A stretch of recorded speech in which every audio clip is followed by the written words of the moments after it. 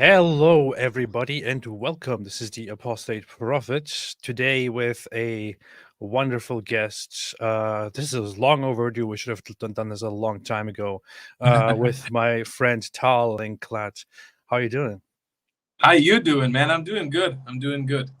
Very, I'm very doing good. very, very, very good. It's very nice to meet you. Finally, very nice to meet you. Very nice to get together. This should be You the as well, beginning man. of a good friendship and collaboration and connection. Because I see what you do and I love it. Thank Yeah. you. Thank you so much. Yeah, we've been my audience has been so crazy about me collaborating with you for the last 3 months. I am so happy more than anything to meet you because I love your work as well. But my audience must be having just a full relief moment right now. Oh, it's finally happening. That's very good. I saw lots of people mention you over the months. I think it started when before we went to Israel with David. I began seeing your name. Then when I was there, but then especially after we came back, I saw your name come up so often, and finally we connected thanks to mutual contacts. Yeah. And it's a great pleasure, very great Yeah. pleasure. Big I shout also out to recently, Brian. Big yeah, shout out to Brian. Brian for connecting us. Awesome, Yeah, man. yeah. Brian has been very, very helpful. I Yeah. recently saw a video from you. Actually, my wife showed it to me. She said, "Hey, you should watch this video by him." He went to a settlement to talk to people, and I looked at it and I thought, "Wow, this is awesome!" And it brought me back to when I was in Israel, and I so badly wanted to go back after watching that. Did you get a chance to go to any settlements? Did you go to the West Bank when you were there? I didn't. I should have done it. The You'll thing come is, with me. Next time you come, you should come with me. We should go on an adventure there. yeah, we should. We should. I would love that. I am planning on going back to Israel, definitely, because when I was there, I was overwhelmed and I was amazed by Israel. I had my preconceived ideas about Israel, overwhelmingly positive, but when I was there, I was very much surprised. And on the flight back, I thought I don't want to go back. I just want to stay here and continue. And so I am working on going back to Israel for more in the future, and I definitely want to meet up and do stuff together. I can tell you really embraced it with the big "Bring Them Home" shirt. You're wearing them again, David, on your Oh yeah, necklace. yeah, yeah, yeah, yeah. And also Fucking the awesome, man. yeah, yeah. Awesome. It's, much of it is kind of solidarity as well, because since October 7th, things have been crazy. This morning, I wake up and I open Twitter, and the first thing that I see is some neo-Nazi asshole actually praising Hitler and saying we warned the world and they didn't listen, and it has like thousands of likes. And I'm seeing this, and I don't know, just half a year ago, or a bit more than half a year ago, stuff like this was unacceptable. It was invisible. It was suppressed. People didn't have even those who were hateful and crazy didn't have the bravery to widely share their completely sick, messed up ideas. And now this is being normalized, and I see this every day now, and it makes me sick. It makes me absolutely sick, and I want to stand against it and uh, counter that and support Israel and the people of Israel, Jews around the world, against this insanity. and I don't know, whatever I can do, I want to do. Yeah, man, it's like growing up as a Jew. I grew up in America, but from like an Israeli family. Like my parents are Israeli, and we're Mizrahi. So like it's one of the things I talk about most on my channel and in my content is being like a Jew of Iraqi descent. You know, like my grandparents were born in Iraq. The house I'm in right now, like the seat I'm in, was my grandpa's seat. He was a Babylonian Jew, and like I've always felt my whole life being in America. I've always felt like othered, but it was funny. It's like my parents almost like warned me that this day would come as a kid. Like they always, as a Jew, you always grow up with this ideology of like the world is out to get you, and it's not like some sort of like random conspiracy theory or something. It's like it's always been backed up with an element of truth. Whereas in Israeli, it's always been dangerous to travel or you can't go to certain places. But like this day and October 7th happening and all the events that have happened since then, I'm obviously shocked, appalled, and disappointed, but I'm like, it's not like I didn't totally see it coming. Like I almost was told this was going to happen to me at some point because it's happened to my grandparents, happened to their grandparents, and happened to their grandparents. You go back like thousands of years. It's happened to like almost every generation of Jewish people. There is a point of comfort to be brought up, which is that yes, there is a lot of hate is trending right now. You know, anti-Zionism is trending right now. Islamists are at the forefront of this. The neo-Nazis are just jumping on whatever opportunity they can jump because they are parasites. To be very honest, they are parasites. They don't have anything for themselves. Whenever they see something about Jews, they just jump onto it, no matter what it is. And then there is this socialist, leftist, progressive trend, especially among younger people. But one thing to feel comfortable with is that there was just a recent poll of Americans and where they stand, and there is overwhelming support, like 80% or so, I think, said they support Israel. So the world that you see on social media, on Twitter, does not very much reflect the reality of people who are actually who are at home, who are actually in charge, who actually are in politics, and so on. Unfortunately, those people on social media happen to be very loud with their toxic, with their perverted ideas. But the public, very much, especially in America, still stands with Jews and stands with Israel. And ironically, in this case, it is actually the right that is significantly more in support of Israel because of religious connections and also of conservative ideas in general, and their dislike for the whole socialist and collectivist trends, which are very much against Jews and against Israel in today's time. So I don't know, seeing that gives me comfort that there is still a lot of support for Israel and a lot of support for Jews, and that makes me happy that I'm here in America. There are lots of places in the world where hating Jews and hating Israel is significantly more acceptable now, right now especially. That's my main, like, I'll tell you what, as I've been traveling the world for the last 10 years. That's what my YouTube channel was about before October 7th. I'd been a travel vlogger. Like, my stuff only turned into about Israel content recently since the war started. And it's really disheartening because, like, what goes on in America and in the West, it doesn't really matter to me. Like, the condemnation that Israel gets amongst people in America and in the West and New Zealand and Australia and Canada, whatever, bro, you and I both know it's not a real condemnation of Israel. It's more just them wanting to fight for the underdog and not understanding. They perceive an underdog situation. They're like, okay, these Arabs, these brown people, these Muslims are like oppressed minorities, and like these white colonial Jews took over, and they're just condemning that. But like they look at me and they see me and my story and my family's story, and it breaks the whole narrative. So they just silence us and they push us to the side. But the ones that I am fearful of, it's the Arab world, the Muslim world that hates us even more now. When like I had a feeling just around 2 years ago when Trump was president, the Abraham Accords were in full swing. I was like, maybe there's actual change happening. Like maybe we'll be able to normalize ties with Muslims around the world. But now it feels like we went 1,000 years back, you know? Here's the thing. I always saw I saw the developments in the Middle East, in the Arab countries. United Arab Emirates, among certain countries, has been at the forefront of normalizing relations with Israel, and viewing Israel in a good way, because they are aware that they can't go on like this forever.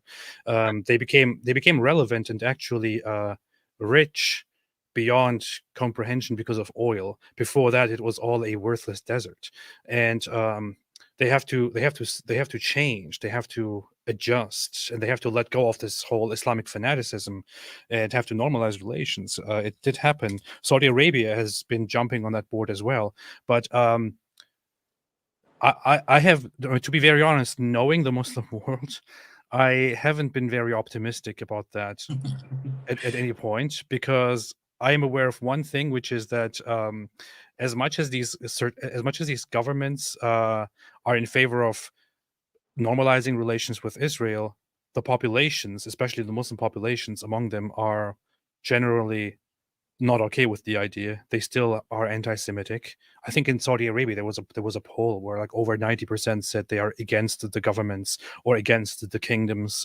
policies of normalizing ties with Israel. So unfortunately, this is a harsh and bitter truth. But in the Muslim world and in the Arab world, the relations and the views toward Jews and Israel have always been bad, and they don't get very much better. And there is a deeply seated hate toward Israel and toward Jews, no matter what you do.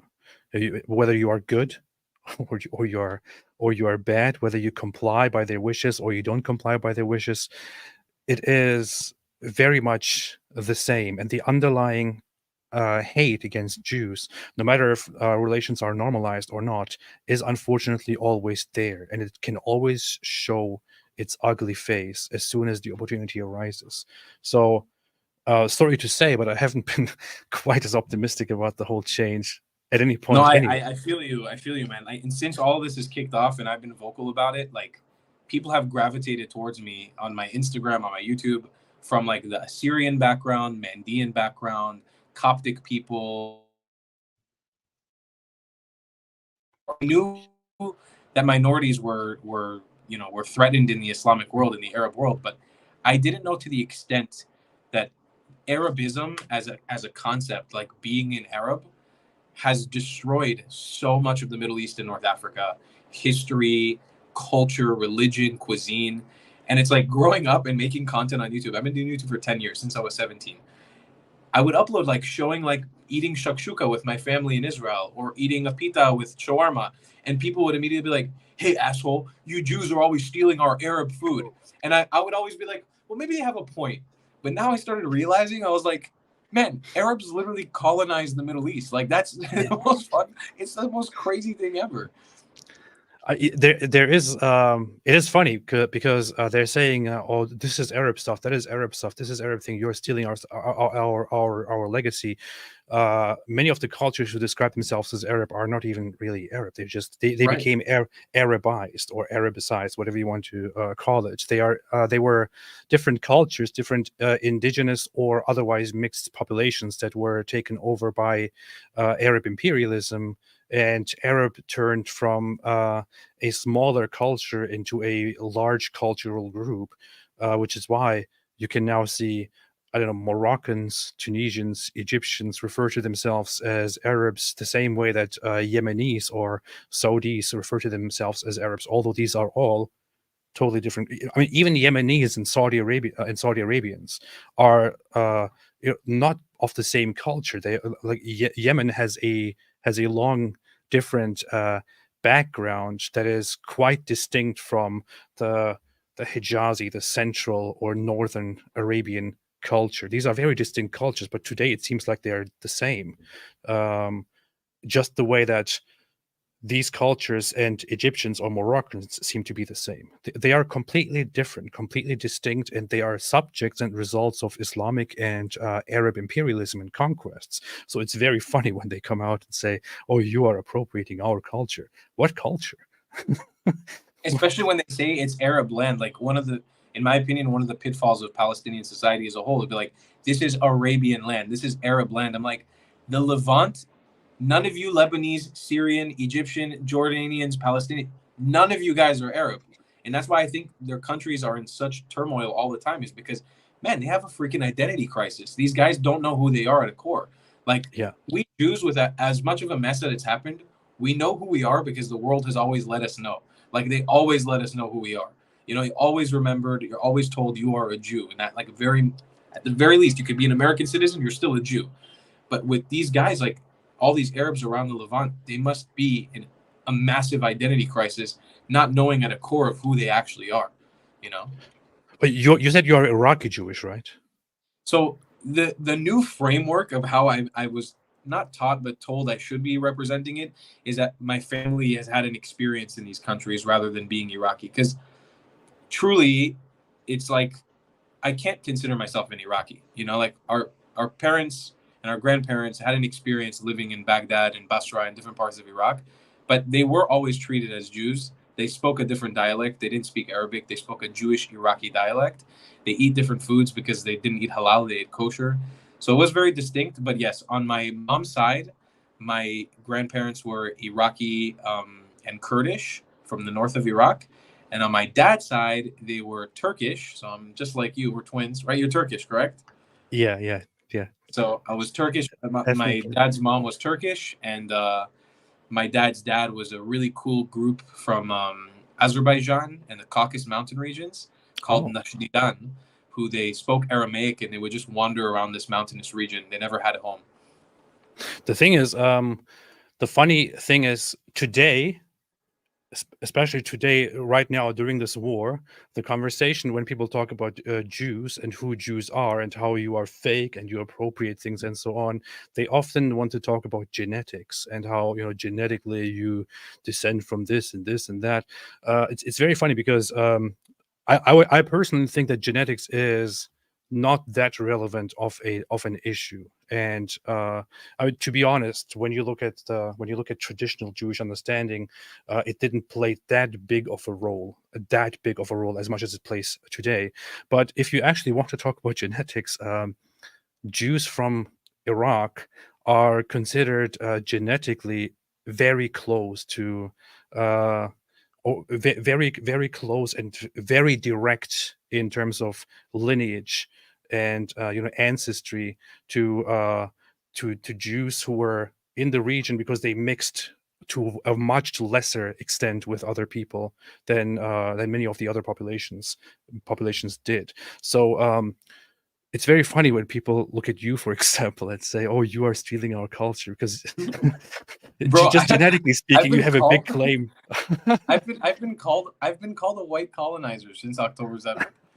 Me, bro. I'm darker than most Palestinians. I've been called a white colonizer. I've been told to go home. I'm like, where do you want me to go? Baghdad? I can't go back there. This is the same thing that I brought up to I don't know if you know her Fleur, the Oh, deputy mayor of the Jerusalem. of Jerusalem. I'm a huge Yeah, fan of her stuff. Yeah. yeah. When I was talking to her, I asked her, "So, why are you as a white colonizer here in Jerusalem?" And he started laughing because she doesn't have she's quite mixed. She's of Sephardi origin and so on, and it is just ridiculous. I don't know that people get stuck on these things when clearly none of these people have a claim to be the indigenous people of this land, genetically undisturbed. If you looked at the genetics, you would find that many of these people who claim to be indigenous to this land are heavily mixed and have ancestry in Africa, in South Arabia, in Europe, here and there. It's just all a giant mix. It doesn't even really matter that much. It is insane. I don't know the stuff that people the stuff of topics that people like to get into in order to discredit Jews. There is a fact, which is that Jewish people have a legacy, have a history that is very long. We can track you all back to the land that is now called once again the land of Israel, and that was also called the land of Israel in the beginning of the 20th century. People want to deny these simple facts and want to then hide themselves or get behind all kinds of different conspiracy theories of hate and accuse you of being white, but also of being Khazaris, and then also of Oh, being the ones who killed Jesus, and also of being it just doesn't make any sense at all. It is so ridiculous. I'll tell you the way I see it though. Like for me, it clicked in my mind when I was like 19. I used to just do a lot of hiking trips around Israel, like walking around, exploring sites. It's so obvious, man. It's like when anywhere you see a Muslim site in Israel, for the most part, it's been built on a destroyed Christian site, which has been built on a destroyed Jewish site. That's one of the things I showed in that video that your wife shared. It's like literally you see the layers. Like here's the Jewish site at the bottom, here's a Christian site on top of it, here's a Muslim site on top of it. When you go around digging in Israel, you don't find the word Palestine anywhere. You don't Yeah. find Arabic very often, and if you do find it, it's at a top layer. All the layers, the core of what this land is made up, is either Canaanite, Phoenician, something like really ancient, and a lot of fucking Hebrew. Like Hebrew everywhere. All these sites, man, they're all in like ancient Hebrew or in the Aramaic language or in the Samaritan language. It's all Judean culture and history, not Palestinian. Yeah. One very funny thing is, before I went to Israel, I remember watching a video that was from, I think, from Pal Watch or something. They captured something from Hamas TV, from Gazan TV, where they are spreading propaganda to little children and telling these little children, the Jews, they are digging under the Al-Aqsa because they are trying to corrupt and hide the history, and they want to make the Al-Aqsa collapse upon all the Muslims and want to kill them all, and ridiculous stuff like this. And we went to Israel, and David and I actually joined Michael Rappaport. He had his bar mitzvah, and as part of that bar mitzvah tour, we actually went under the temple into the archaeological digging sites and all that, and had a giant tour there where they are very very transparently showing what they're doing, showing how they are uncovering the history, preserving whatever they are finding, not whatever fits the narrative, but whatever they are finding, and putting it all on display. And I'm just contrasting what I see there of Israel actually digging and uncovering the true history and preserving it in the best way possible with what Hamas tells children. But what Hamas tells children is what will get recognition on Twitter today and will be liked and shared by thousands because people are insane. You see the same thing on like just like you said on all those Palestine Watch, Eye of Palestine Instagram pages. Whenever like a Jew, like just some shlomo, just some rabbi goes up on top of the Temple Mount to go pray at his indigenous holy site, and they post it. Just literally, do you see like this little Jew walking around? He's just going around going to pray, and they're like, settler breaks into Al-Aqsa Mosque and rampaging through the compound. The comments are all like, Allah is gonna strike you down. Muhammad, the wrath of Muhammad is gonna get you. How could? And I'm sitting there like, dude, what are you doing? Like, what? How can you try to frame something so not violent into something so violent, and it's working? Like they buy it up. They love it. Yes. They love all that action. Unfortunately, that's true. Tal, it's very good to have you here finally, man. Want to have you more in the future. And by the way, I'm not saying okay, we are done with the stream. Goodbye. I'm just remarking that because I feel good about it.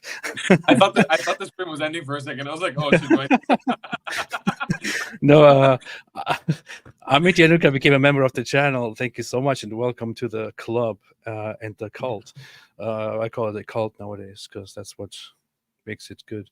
Thomas Perez said, AAP, would you consider doing a video on claims of genocidal intent on the part of Israeli government officials? I could do that. It's a very interesting video, and these are things that people should be talking about. I could definitely go into that and talk about how there is no genocidal intent by Israeli officials in power, especially Israeli officials who actually have, like, there is this instance of them taking one person in the government as a response to a question says, yeah, well, we could also nuke Gaza. And they're like, look here, this is their plan. Israel wants to nuke Gaza. This was said by somebody who has no authority, who has no control over military action, who has no control over the military operations in Gaza, who has no capabilities and nothing to say in this matter at all, and who was suspended, by the way, for that remark. But they're like, look, this is the true face of Israel, which they're trying to hide. They want to nuke Gaza. Why are they not just doing it? It's a really shitty genocide. If it is a genocide, we're doing a very bad job. I'm sure you've heard this talking point before, but like the fact that Palestinian population has grown tenfold here Yeah. and globally, and also like highest quality of life for Palestinians anywhere in the Middle East. Not even in Saudi Arabia or in the UAE do they get treated the way they do in Israel. Highest quality of life is a really terrible genocide. Like, yeah, I posted that before. There is I mean, you can find Human Development Index statistics, which show that the Palestinian territories have better life conditions than Lebanon, and then Lebanon, which under Hezbollah's leadership right now pretends that there is a genocide and oppression going on, actually has lower standards than the Palestinian territories, but they have better living standards than half the world, and significantly better, by the way, than South Africa, which also happens to be the country that goes to the International Court of Justice to claim that Israel is oppressing Palestinians and committing a genocide. What a big irony! This is insane. People there are not living in inhuman standards and are not, contrary to claims, forced to go out and kill civilians and rape them, because that's what happened on October 7th. AP, did you see any of the videos of what Gaza looked like before the 7th? Like Yes. my friend, he has a YouTube channel called Other Barak, and he did like a documentary, almost like a 2-part documentary, compiling all this footage of like. I should look at that. Yeah, it's a great video. He compiled all this footage of like what Gaza looked like before this. If you look it up, Other Barak, great video. He just compiled all this footage and did commentary about it. I'm like, dude, if there is a bigger scam, I don't know. You gotta point out to me of people saying the word concentration camp, people saying the words like people were starving. Man, they were having parties with knafe and baklava at 5-star resorts with sports cars and private jets, jet skis. I'm like, what kind of concentration camp is this? And could you have done this for my ancestors? Because that would have been very nice. It was the best concentration camp ever.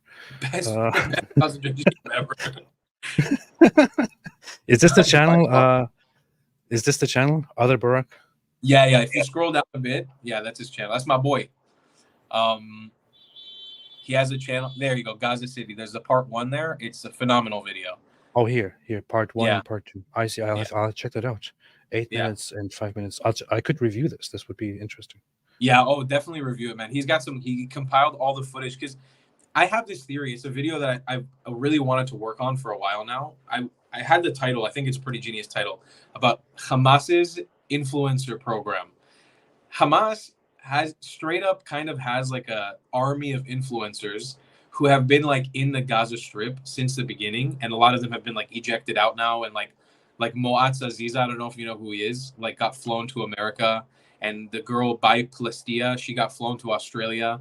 Like they left Gaza, no harm done, probably traumatized from the crazy stuff they saw, but like they all got taken care of, I'm sure, with a lot of Qatari money in their pocket. Mm-hmm. And I feel like there needs to be a big deep dive on all these influencers in Gaza that are so they've been so-called like dying, starving, under persecution for the last 6 months, but somehow like haven't lost any weight, always have their phones charged, always have internet to upload their stories like in real time of what's going on.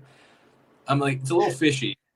Yeah, I wanted to look at I made a few notes to see when first the narrative came out that Gaza is on the brink of starvation or on the brink of famine. This actually started like 2 months into the war. So it started many months ago. We were told Gaza is about to run out of food. Gaza is on the brink of starvation.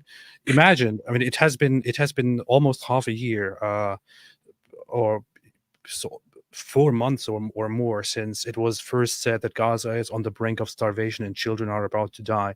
Nothing happened yet. It has been 2 months or so since the first reports came out that children are dying in Gaza, and Israel is systematically killing children through starvation in Gaza. And the only thing they could post to support that was, to be fair, certain children that had conditions which required a very, very special and careful nutrition through hospital means, because they were born with conditions which didn't allow them to eat. Those children, one or two of them died, and that was their only evidence.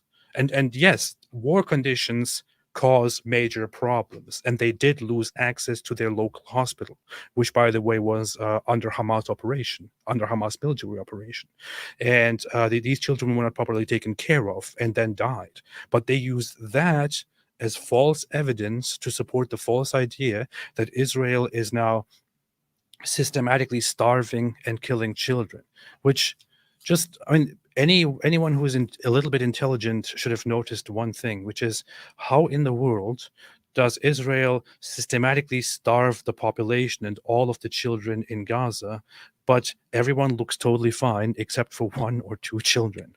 Yeah. How does that happen? But that's the Palestinian logic narrative. It's always been like this, dude. I remember this as a kid. Like, I remember them saying and showing this stuff. They're killing us. They're murdering us. They're ethnically cleansing us. And it's like, man, then how do you have a like a high rise with an elevator and a Porsche and Lamborghini?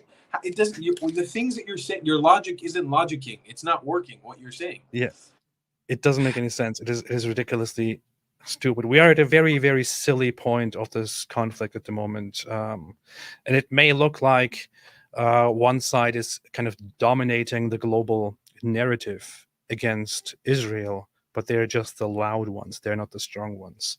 And Israel, as far as it seems, as far as I'm concerned, will continue and finish the job that needs to be finished. Hamas needs to be destroyed. Otherwise, you will never have peace. There never was a possibility of peace with Hamas in existence.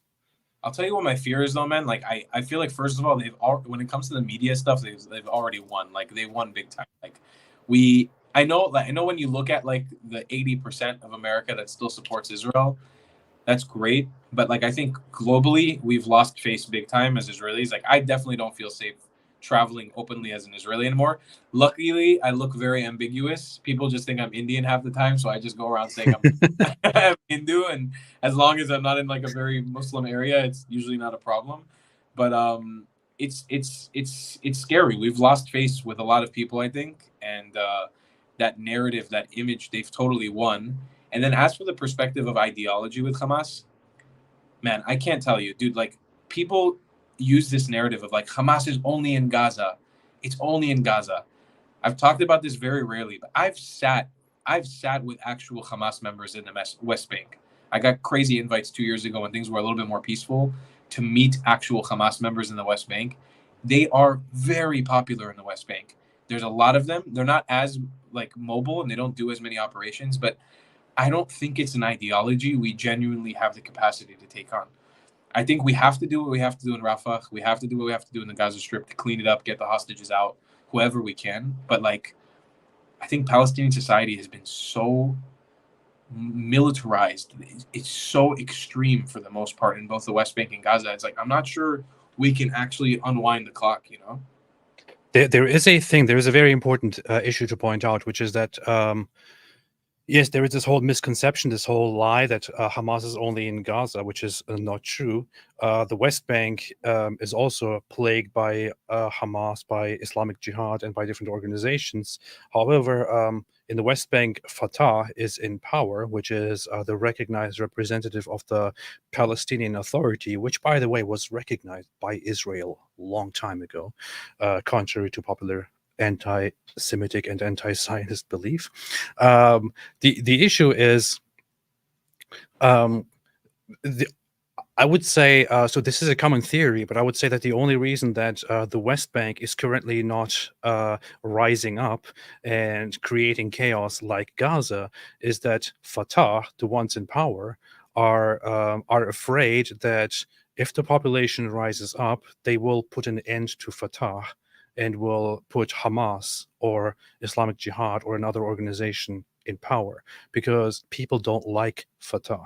And Fatah is no angel. Fatah is definitely not better. They are terrible. They are anti-Semitic. They are anti-Zionist. But one thing is true about them: they had negotiations with Israel in the past, and they were part of the peace process, which is why they are so unpopular, by the way, or one of the reasons why they are so unpopular. But they are corrupt, and they crack down and try to capture and torture Hamas sympathizers and other people in the West Bank, because they want to prevent the actual popular Palestinian part, the Islamists, the Hamas supporters, and Hamas themselves from rising and putting an end to their power. So they actually rely on some sort of peace and on some sort of protection provided to them by Israel. They know very well that if things got out of control in the West Bank, they would be the first ones to lose power and to be held to account and possibly publicly executed and lynched, and Hamas would take over and put an end to their dream of power. The West Bank is, in fact, the West Bank is more problematic ideologically than Gaza. You have polls in which like 56% or 60% of Gazans support terrorism, but over 70 or 80% of West Bank supports terrorism. So the West Bank is ideologically even more problematic than Gaza. It is a ticking time bomb. People just don't want to see it. Yeah, and it's exactly what happened in Gaza, by the way. Like when we left the Palestinians to their own devices, that's what happened. Like Fatah and Hamas had a civil war. They killed a bunch of innocent people, and then Hamas took over, kind of democratically, but also kind of as a dictatorship. But in the West Bank, like when I've been roaming, I've been a lot in the West Bank recently. I made like a red heifer video, which you starred in briefly in the intro. I don't know if you got a chance to watch that video. I edited you very dramatically in the beginning with talking to David, and then I put a thunderbolt right after you finished talking to emphasize the dramas. I'm very proud of it. But when I traveled around the West Bank and speaking to all these people who are considered settlers, and they're literally waiting, man, for an October 7th to happen. Like they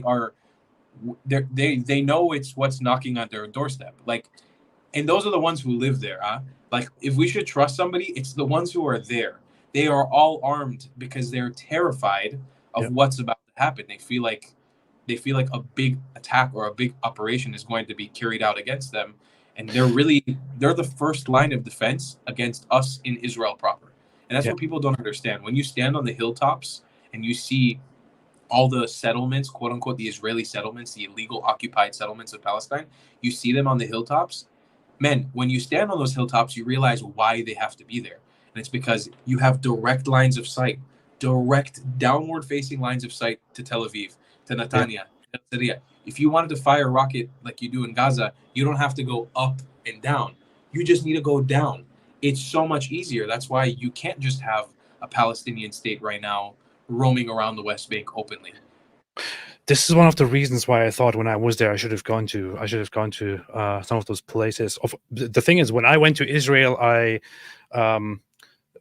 my audience knows this. David and we organized a fundraiser because I was actually told by someone, what's his name, by Joseph, Israel Advocacy Movement. He told me, hey, how about you go to Israel and see these things for yourself? And I thought, you know what, I think I'll do that. So he just gave me the idea, and I thought, yeah, I'll do it. David, do you want to go with me? And he's like, yes, okay, let's do a fundraiser. So we just independently organized this, and I did it without any organization, without any sponsorship or anything at all. Went there all by myself. Funnily enough, despite doing this very obviously on our own, people still said, oh, look, the Jews, they gave thousands of dollars to invite them and to create propaganda for Israel. You took that dirty Zionist Mossad money. God damn it, AP! You took that dirty Jew money. You're never gonna be free of it now. You're gonna start growing reptile eyes. I'm already growing a tail. I don't want to show it, but it's there.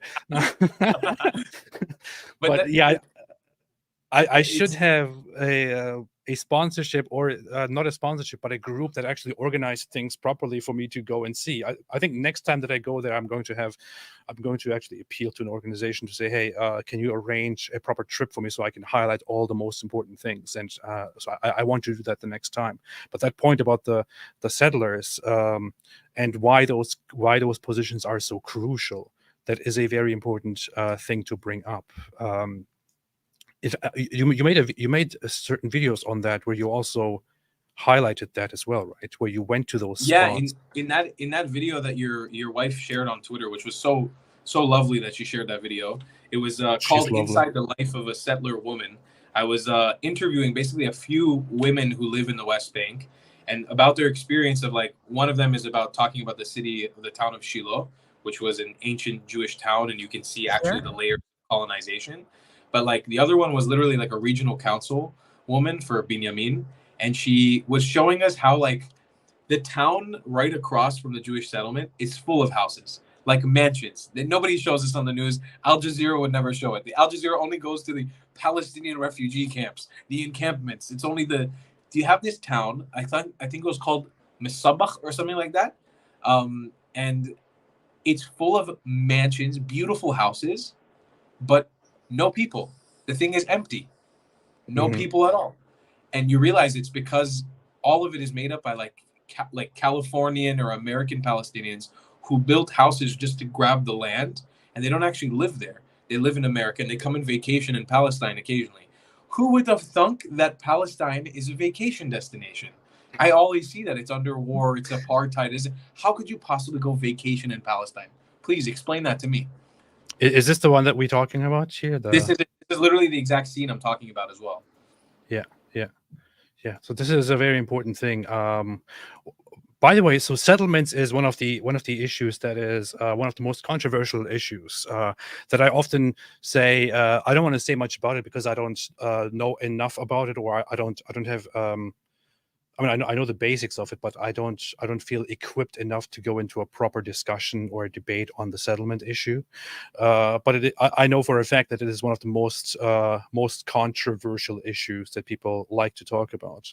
But what is your impression as somebody who went to the settlements, who talked to people and saw them?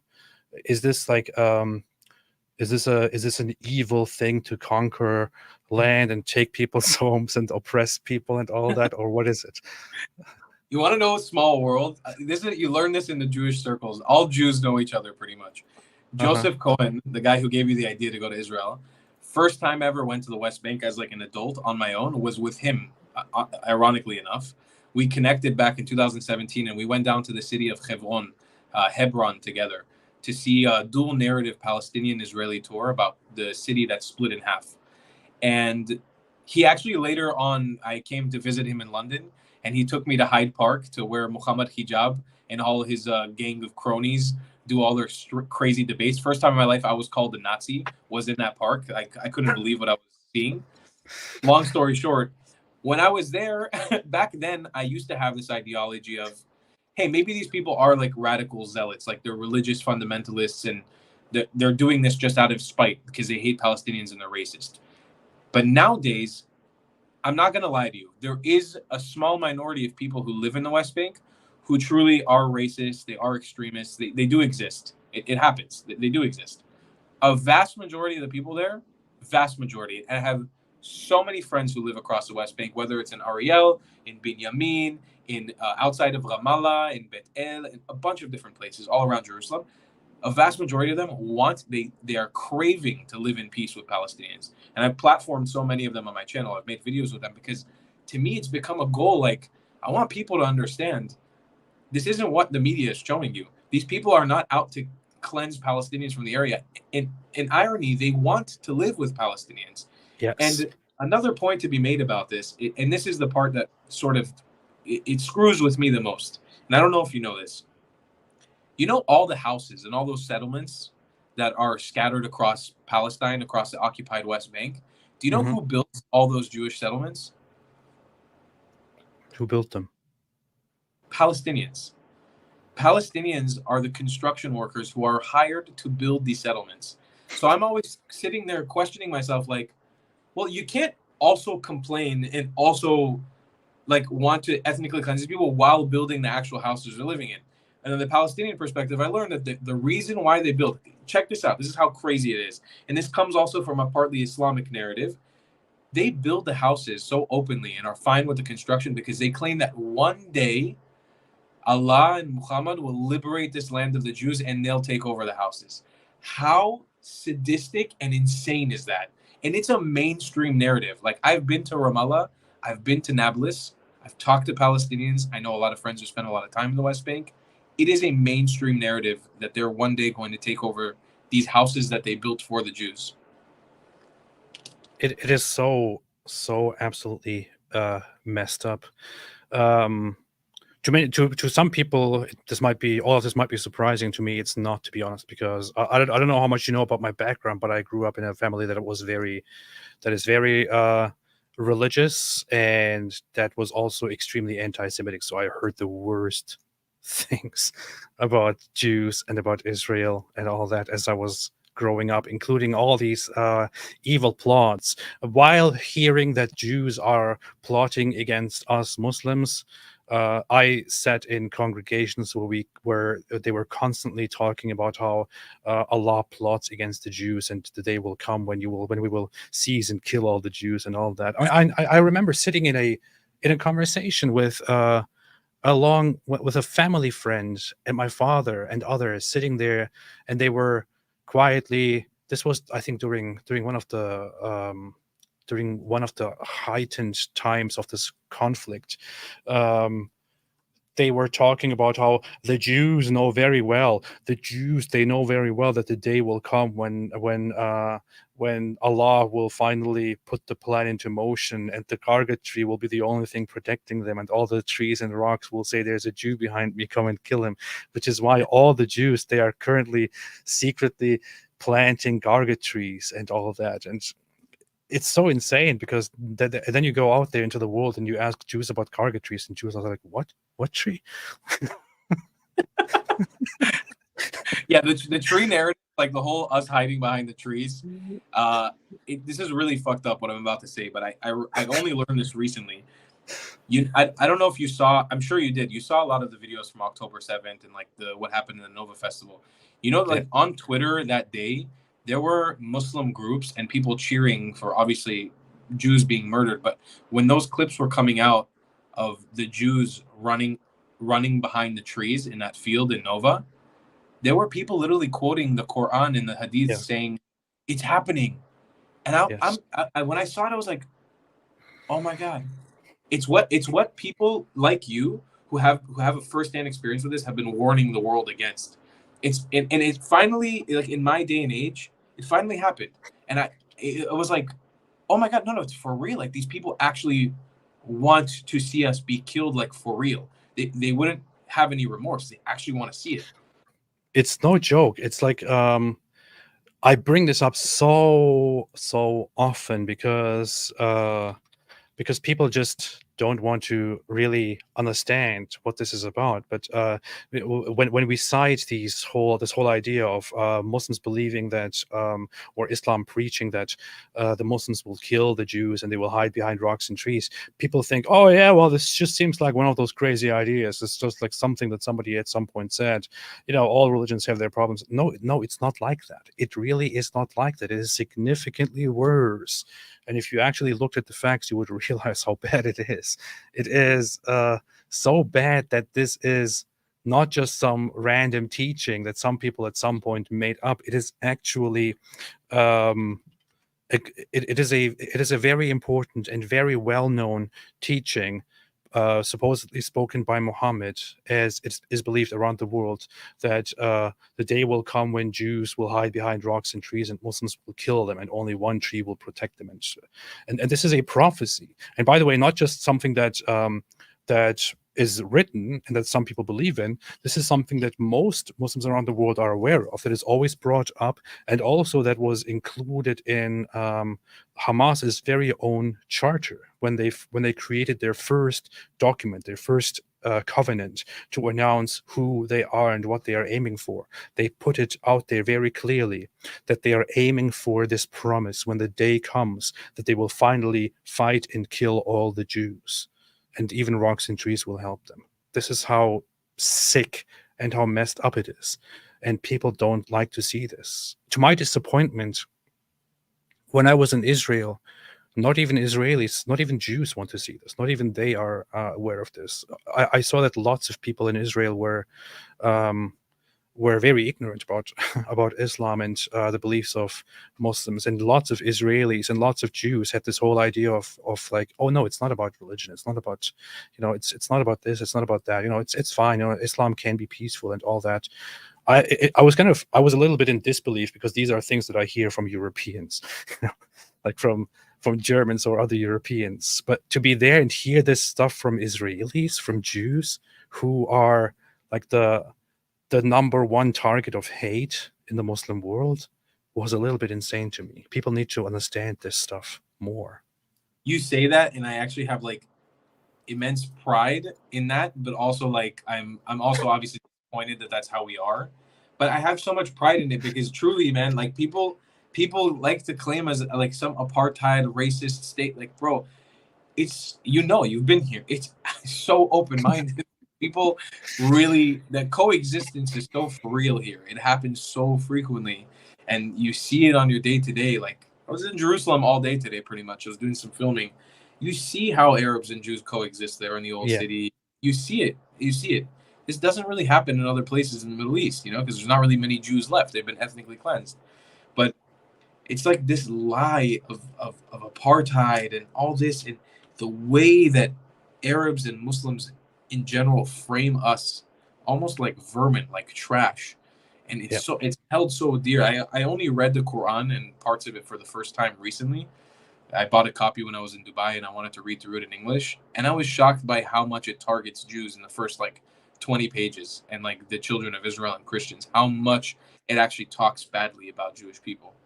Yeah, it condemns Jews. It describes them as people who are mischievous, who are deceivers, who even try to deceive Allah and insult Him, and who will be the worst always and forever, and so on. And this here is, for those who do not know, Sahih Muslim is one of the foremost sources for things that Muhammad said and did. And in Islamic tradition, these reports are unambiguous. They are accepted as totally authentic beyond doubt. And so according to these narratives, these are the words of Muhammad: the hour will not come unless the Muslims will fight the Jews and kill them, until the Jews hide behind a stone or a tree, and a stone or a tree would say, Muslim, there is a Jew behind me, come and kill him. But the tree Argut would not say, for it is the tree of the Jews. I heard this all my life. I heard this when I was a child. I remember, and I retold this to my audiences, to people who asked me, or even in videos myself. I was in first grade, I believe. I was a little child when I first heard this on a weekend when we went to a religious congregation. And I heard all kinds of things there about how these times might come soon and we will fight the Jews and we will kill them, and the prophet made this prophecy. And I remember on the next Monday, and I'm a first grader, I'm a little stupid child. On the first Monday, I go to school to some Albanian friend that I had there, and I'm telling him about these things and how these things will happen, and we have to be prepared for all that. And he was just looking at me like a little bit surprised, not knowing what to say. I was a child when I learned these things, because this is part of Islam, unfortunately. And it is a very bitter and very ugly truth, but it is the truth. It needs to be spread.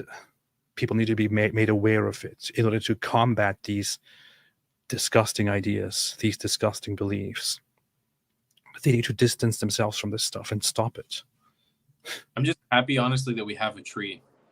I didn't know. I didn't know we had a tree. Garkad, man. Hell yeah. Yeah. Shout out to Garcon for being a real one, baby. Garcon, a real one, baby. We got a tree. We made it, Jews. We got a tree, baby. There's one tree just for you guys, man. Like, I wish I was a Jew. No, man, it's crazy. It's really crazy. I wasn't exposed to this stuff. And I grew up with Muslim friends, you know, like I grew up, like part of my life I lived in Israel, and I did grow up with Muslim friends. I have some very close family friends that are Muslim. It's just, I don't know, these things I didn't learn about till recently. Somebody wrote tree huggers. Wasla says tree huggers. Maybe Jews are the original tree huggers. I don't know. Yeah. Shout out to Jack 1 3. Big Yodong says the tree speak Yiddish. Oh, that's good. Oh man. This is good stuff. Yeah, man. The Jew tree. The Jew tree. Maybe that's where the Christmas tree comes from. Maybe originally it was a tree. Who knows? Yeah, I'm pretty sure I heard connections to that as well. Interpretations of this prophecy. You know Gil Schuster, right? The guy who makes those videos of. Very, very close friend of mine. We did the Red Heifer video together. I filmed that with him. Yeah. Nice. I love his stuff. Maybe we should connect actually. I love his stuff. I love how he goes and asks questions. I remember there was a video that he made years ago upon requests where he goes and asks Israelis about the Karget tree and if they're planting the Karget trees. And almost every single one he asks, almost every single Jew doesn't know what he's talking about. And you see the comment section. In the comment section, you have lots of Muslims saying, look, they know exactly what it is, but they're pretending they don't know. Like, oh my God. How do you reason with people? AP, I messaged him like a month ago because 2 years ago, I'll give you some context. I used to watch Corey when I was a kid. I was like 15. I loved his videos. I don't get fangirly about YouTubers at all, but he was like, I'm a big fan of his work. I messaged him 2 years ago when I was in Israel, and I told him like I wanted to film some stuff with him. I wanted to do a ride along, and he actually answered me. I was like stoked, and for some reason our chemistry when we shot together, great stuff. One of the best people I've ever like vlogged with. He took me to Ramallah, like to the main center of Palestine, like deep in Palestinian territory, and we did a video like him interviewing and asking Palestinian questions. And I saw firsthand what this guy has been through and what he's experienced in the last 12 years doing this content of like how actually extreme the Islamic society is. We were walking around Ramallah, and he chose this girl who looked super moderate. She looked like a city girl. She was dressed really nicely. I was expecting it to be a nice conversation. He asked her, what do you think that we should do with people who insult the Prophet Muhammad? And I'm sitting there I'm filming with my camera, and I'm like, she's going to be like, oh, maybe they should like be jailed or fined or something like that. She goes, kill him. And I was like, what do you mean? You don't match up to what you're saying. You don't look like the kind of person. And then I realized it's actually like at a societal level, very extremist there. Yeah. And I asked him to come with me to do the Red Heifer video. I messaged him. I was like, hey, would you come film this video with me? And on your channel, we'll do like a vlog on my channel. On your channel, you should ask Israelis about the Red Heifer. He went on the streets to ask people. Literally, nobody knew. Nobody knew. Most Israelis have no idea about these conspiracy theories that people put on us. Like literally, my mom doesn't know, my grandma doesn't know, my aunt doesn't. I asked all of them. I asked all my family members. None of them have even heard about this theory. So it's not a common thing. But why aren't you admitting that you Jews worship Ezra and say Ezra is the son of Allah, and that you also want to secretly take over the Kaaba and all that? You should be more open about these things that are actually true, and you are hiding them. I know. We only reveal at the end of Passover once a year that we want to take over the Kaaba, but it's only once a year. You missed the train. You got to come back next year for that one. So here's the video that I mentioned by Corey Gil Schuster. Israelis, are you planting the Karget tree? Literally nobody in this video knows what the Karget tree is about. Like, what tree? What is this? What is this tree? Where does it grow? Where can I get it? But if you check the comment section, the guy could ask the Jewish, did you guys kick Palestine out of their land? And the Jewish would turn around saying, never heard of them. So this is implying that all these people are lying. If you ask a thief that you're stolen something, he will certainly say big no, also implying that people are lying. Faces and eyes tells everything, implying that they're lying. That's so the face and eye telling everything. That's so good. What confusion? Confusion is telling you that Yeah. you know about this Garkar tree. Imagine somebody comes and asks you about something you never actually heard of, and you're like, "What?" And people think, "Look at his face! Look at his face! It's clear that he's hiding something." Like, here, Blitzkrieg says Israelis can act better than Hollywood actors. Nice expression. So, because they look very convincing when they say that they have no idea what you're talking about, that means that they are very good actors, not that they actually don't know what they're talking about. Oh my god. Oh my god. It's so ridiculous, man. That's why this channel is such a good. If you don't need propaganda, just go to Corey's channel and talk to Corey. Like, you should listen to some of the podcast. I'm not saying you specifically, but I would love to connect you guys when you come back to Israel. We should actually totally go on a ride along, the three of us, to the West Bank, so you can see firsthand, like, when he interviews people, what it's like, because it's a crazy, man. But like, his channel is such a good reference about what Israel is actually like on the ground. I can tell you firsthand, I've experienced filming with him in Palestinian cities and Israeli cities. He does not, there is no filter. He literally chooses someone off the street. He says, this one looks good. And he asks them a question. He doesn't cut, doesn't edit, nothing. It's as clean cut as it can be. It's the best possible survey about this country you could ever get. And by the way, also very good and very insightful stuff. I think he recently published a video where he asked what should happen to Jews, or if they support October. He asked Palestinians if they support October 7, and of course the responses were overwhelmingly yes. And views about Jews are generally terrible, and views from the Israeli side are generally not quite bad. So it's a very good channel to go and have a deeper understanding on what Israelis and what Palestinians actually think, instead of trusting propagandists on Twitter, for example. So very, very, very good stuff. Very good stuff. I wanted to ask you something just a few minutes ago, and I forgot. Man. Was it potentially about what's going on with the college campuses? I would love to hear your thoughts about what is. We can do that we can do that. Let me look at a few super chats here. There's a lot of super chats. Here's Mr. Bukhari made a super chat. This is funny. This is funny. This is Destiny on the profile picture with a beard and an Islamic. Oh, nice. I didn't notice that. Nice. Can't believe you didn't notice my profile pic, he says. I see it now. Jace the Shepherd says, AP, what is your thoughts on future of Islam's growth? I think that it is reaching a point where it's going to go into a sharp decline. Islam is not growing by conversion.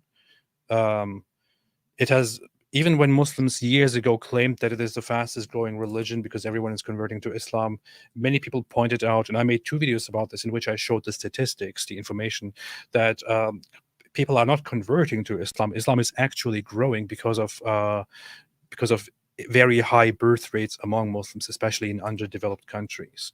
Birth rates will change as these societies develop, if they develop properly. But more people in the Muslim world are leaving Islam, and this growth of people leaving Islam is rising significantly faster, and it will go into a decline. And you can see it all over the Muslim world. You can see, look at almost every Muslim country reports that people have become less religious, and more people identify as non-Muslim. So I would say that there is hope, to put it that way. Wow, it's actually really fascinating that you say that, by the way, because I've connected with Iraqi Mandian for the last 2 years. We've been talking for a long time, and he claims the same thing. He claims that Iran are becoming extremely agnostic or atheist. They are leaving Islam in droves. They don't believe in it anymore, and it's collapsing. He says 50 years, the religion is gone. That's what he said. I don't think like that, but Iran, especially the population of Iran, is becoming incredibly non-Islamic and non-religious, which is probably a result of the Islamist regime, the Islamic Revolution, they really, through their mistreatment of people in Iran, really made Islam unpopular in Iran. So the people are turning away in droves, in masses. It's amazing to see. There were polls where most people don't even really believe in basic Islamic teachings. They are shutting down half the mosques in the country because nobody's going to the mosque Wow. anymore, and so on. It's Wow. really fascinating stuff. Earlier, by the way, somebody asked about data on my whole claim that West Bank is more problematic. Here is one poll that I posted a while ago that I would like to mention. I said Gaza is diluted, but many of them now say October 7 was a bad idea. Meanwhile, the West Bank, which is not experiencing the consequences of the terrorist attack, overwhelmingly thinks it was a good idea. Easy to say when you're not on the suffering end. But this is a poll which was actually taken by the Palestinian Center for Research, I think. And you can see here, in your view, given what happened after it, was Hamas's decision to launch its offensive against Israel on the 7th of October a correct or incorrect one? In the West Bank, 82% say it was a correct one, 12% say it was an incorrect one. Look, compare that with Gaza. In Gaza, 57% said it was a correct one, 37% said it was an incorrect one. Just looking at this, you can see that people in the West Bank are even more in support of October 7 and violent acts than people in Gaza, who are very much almost, almost at 50%. So the West Bank is very, very, very problematic. We are It's talking very, about very, Gaza. very. It's super disheartening to see that. It's like, Yeah. I don't really know what to expect at this point, considering the second that we gave, like the IDF gave Palestinians the right to go back to the north of Gaza, they started firing rockets again towards Ashkelon and Sderot. Like, it was almost immediate. I remember the day it happened. It was like a couple weeks ago. The IDF pulled out of the north of Gaza. They let the Palestinians go back. Immediately, Hamas started firing again, and immediately Palestinians were cheering all over in the West Bank, in Gaza Strip. Like, as destroyed as Gaza is, and I've seen it with my own eyes now a few times because I've been right at the border. As destroyed as it is, to sit there while Hamas is firing rockets into Israel, knowing that there will be an Israeli strike after, is sadistic in a manner I cannot even explain. It's psychotic. Yeah. Unfortunately, people don't understand it. People don't get it. People don't like to see it. You have further, not to say that Gazans are totally fine. Here is, according to a study, Gazans give Abbas just 33%, while 64% would vote for Hamas's Haniya. So if they could vote between Fatah's Abbas and Hamas's Haniya, 64% would vote for Hamas in Gaza. So Haniya leads more narrowly on the West Bank, but still has 50% to 43%. So here is an interesting twist. If they are between Hamas and the Fatah, they're still for Hamas, but less so than Gaza. That is an interesting perspective. But yeah, so it's not like Hamas is just the only problem, and once Hamas is gone, everything will be okay. It's more complicated than that. It is all very, very much deeply rooted in the society that we are dealing with. Here is another thing, which never got lots of attention, probably because it's a document that is hard to read and that is originally in Arabic. I posted this back in October. Here is Fatah, the supposedly secular, peaceful party in the West Bank. They published a document on October 20th to instruct mosques in Jerusalem to preach to Muslims. And among the things that they are preaching, this is, by the way, again, to emphasize, organized by Fatah. Among the things they are preaching is number 6: the hour will not be established until the Muslims fight the Jews, so the Jews will hide behind stones and trees. And the stone or the tree will say, O Muslim, O servant of Allah, there is a Jew behind me, come and kill him, except for the Kargat tree, for it is one of the trees of the Jews. What we just mentioned.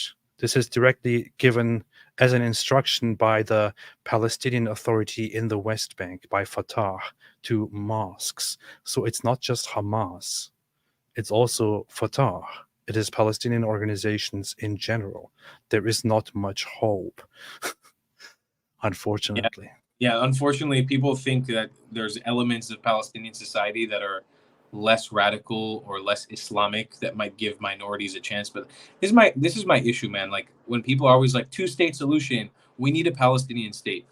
You tell me the honest justification to adding in another Arabic ethno state, another Islamic state into the world, into the Middle East. Where is the actual justification, knowing that it's going to be ruled like shit, it's going to be an Islamic supremacist society, an Arabic supremacist society, and that minorities are going to be persecuted? Like, where's the actual justification?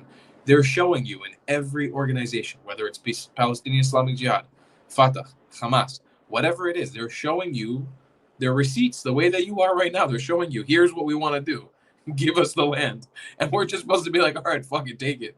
Here, go, do your thing. Yeah, and there's even another important thing when we talk about a two-state solution, right? There was a poll even before this war, which I also showed again on the channel and on Twitter. So here is from a poll that is by the Washington Institute and the Palestinian Research Organization. It's a joint poll together taken. They are asking, wait a minute, is able to negotiate a two-state solution. Oh yeah, these are West Bank and Gaza respondents. Let's look at the West Bank. So it says, if the Palestinian leadership is able to negotiate a two-state solution with Israel, do you think that this should be the end of the conflict, or that resistance should continue until all of historic Palestine is liberated? I'm not sure what exactly happened in 2018 here, but you can see that throughout the years, the majority, red, says resistance should continue until all of historic Palestine is liberated. So they are asking these people in the West Bank, if you finally have a two-state solution, would that be the end? Or do you want to continue until you destroy Israel and take all of the land? And the majority says, oh, this won't be the end. We will continue until we take all of the land. So why in the world would you make a two-state solution with these people who say we want to destroy you and take all There's of your land? there's literally no justification. There's zero rational claim to do it other than just trying to appease, I don't know, the U.S. at this point with there's the weird dream of a two-state solution, just to like broker the points of like, we did this. It's what we know what's going to happen. They will attack us again. They will, and Yes. at this point they might have an army, and it'll be even scarier, But they will 100% attack us again if they receive statehood. It's a guaranteed fact. But hey, why don't you just give these people who want to kill you all, estate and military and all the means with which they can destroy you? Maybe then they will be like, oh, hey, thanks. We like you now. Yeah, thanks. We appreciate the technology and the money. We'll show some restraint now. Thank you so much. Sorry. This is just only Israel in this entire world. Only Israel is expected to agree to such ridiculous conditions and to accept and give a recognition to the very people who want to destroy them. No other nation in the world is held to these accounts, to these standards. Only Israel. Only Israel. It's because Yeah, you Israel's see it. opponents like to cry. You, you see it. You see it across the UN. I've seen it my whole life, man. I remember in 2017 or 18, there's a mountain in the Golan Heights. It's called Al Bental Mountain, and they have the UN the UN bullshit peacekeepers who stand there with their stupid magnifying glasses, and they look over the border of Lebanon and Syria, and they just jot down notes and they don't do actually anything. And I remember seeing them there, and I spoke to these guys. I think one of them was from Australia, one was from New Zealand, and one was like from Denmark or something. And I was asking, I was like, so what do you guys like? What do you guys think about everything that's going on here? And they're like, I asked them, what do you guys actually do here? And they were like, well, pretty much just, we pretty much take notes on what's going on, and especially when Israel does any sort of aggression towards like Syria or Lebanon. I'm like, excuse me. It's like, as they're saying this, I can hear the Syrian civil war. I'm not joking. I have a vlog of this on my YouTube channel from 2017. I can hear the bombs and the grenades going off in Syria from the top of this mountain. And they're talking to me about how they're writing down reports if Israel encroaches into, like, there's a 6-mile boundary because of the agreement to Lebanon into Syria. I'm like, are you fucking kidding me? But this is what's been happening. Like, and people have been calling out, people like Hillel Noor, who has the organization UN Watch, have been doing such an amazing job keeping the UN accountable, but literally nobody cares. It's the craziest thing. No one cares what atrocities the rest of the world commits, or what border skirmishes there are, what's human rights violations. Unless it has to do with the Jews, unless it has to do with Israel, it's not important. It doesn't matter to anyone. It's because in this case you have one side that is the actual bully, but that always plays the victim and always cries and always acts like they are the ones who are being attacked, while they are actually on the offense. And they are very high in numbers, which is why they can bully the rest of the world into accepting their point of view.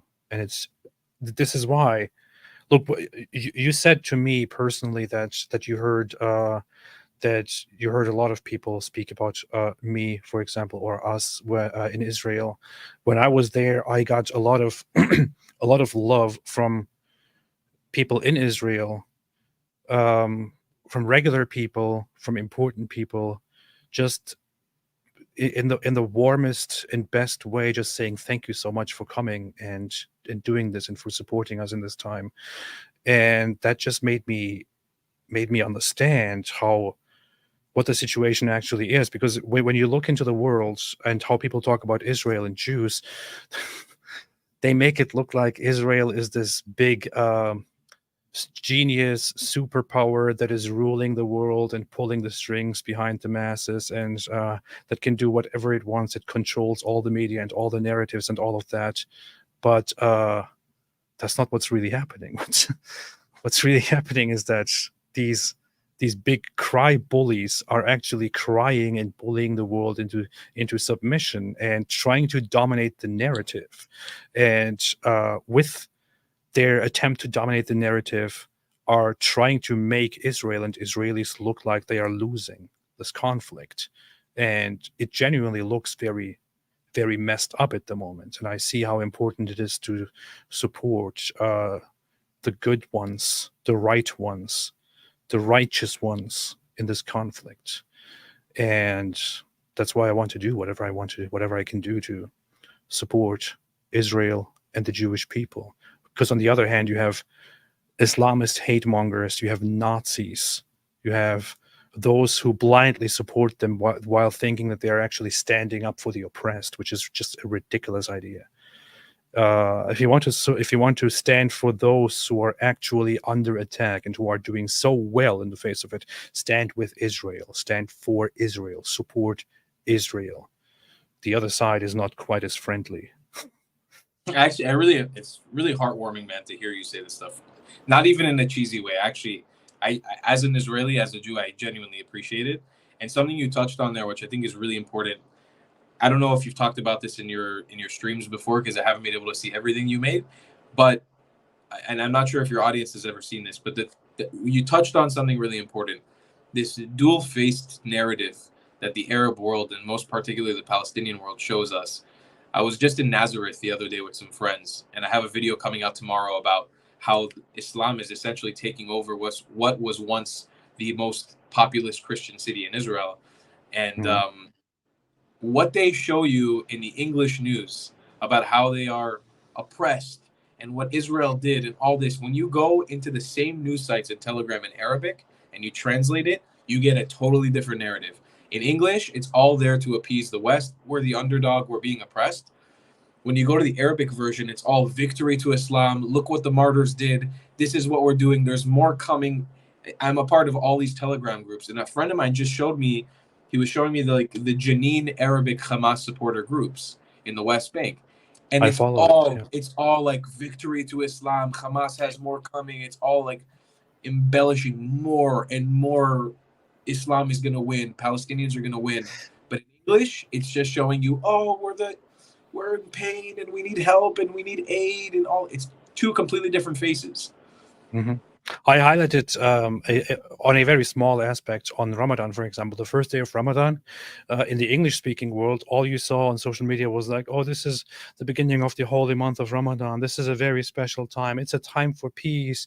Ceasefire now. We are being attacked, and please stop the suffering and all that."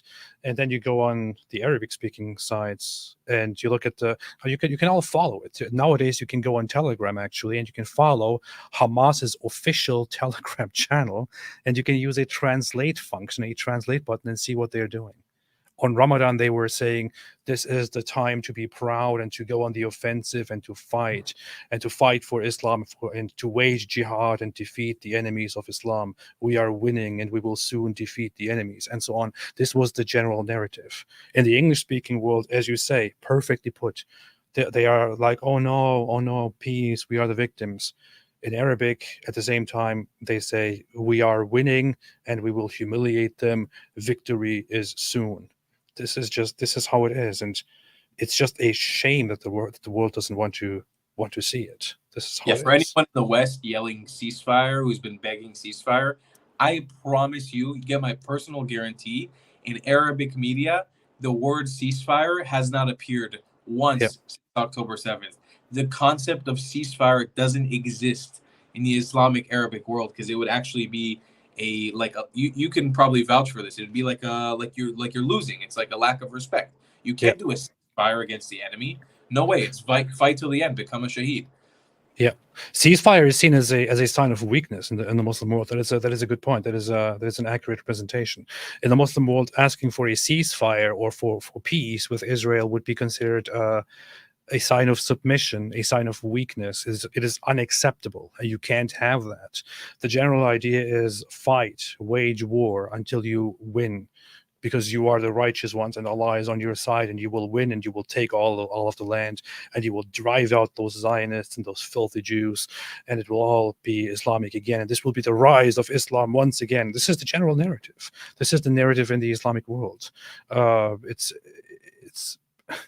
it is another issue, by the way, also connected issue here, is in the West, because the Western world has this whole narrative of oppressor and oppressed and colonizers and indigenous people.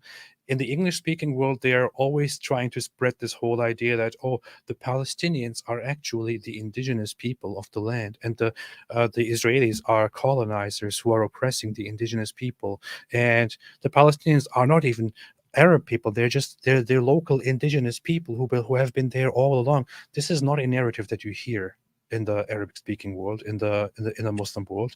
This is not a narrative that you hear in the Palestinian world. This is not something that exists. In fact, Hamas, the very group in charge, has repeatedly expressed that they are just Arabs, connected and related to all of the Arabs around the Muslim world, descendant from people who are Arabs in Egypt, Arabs in Saudi Arabia, Arabs in Yemen, and so on.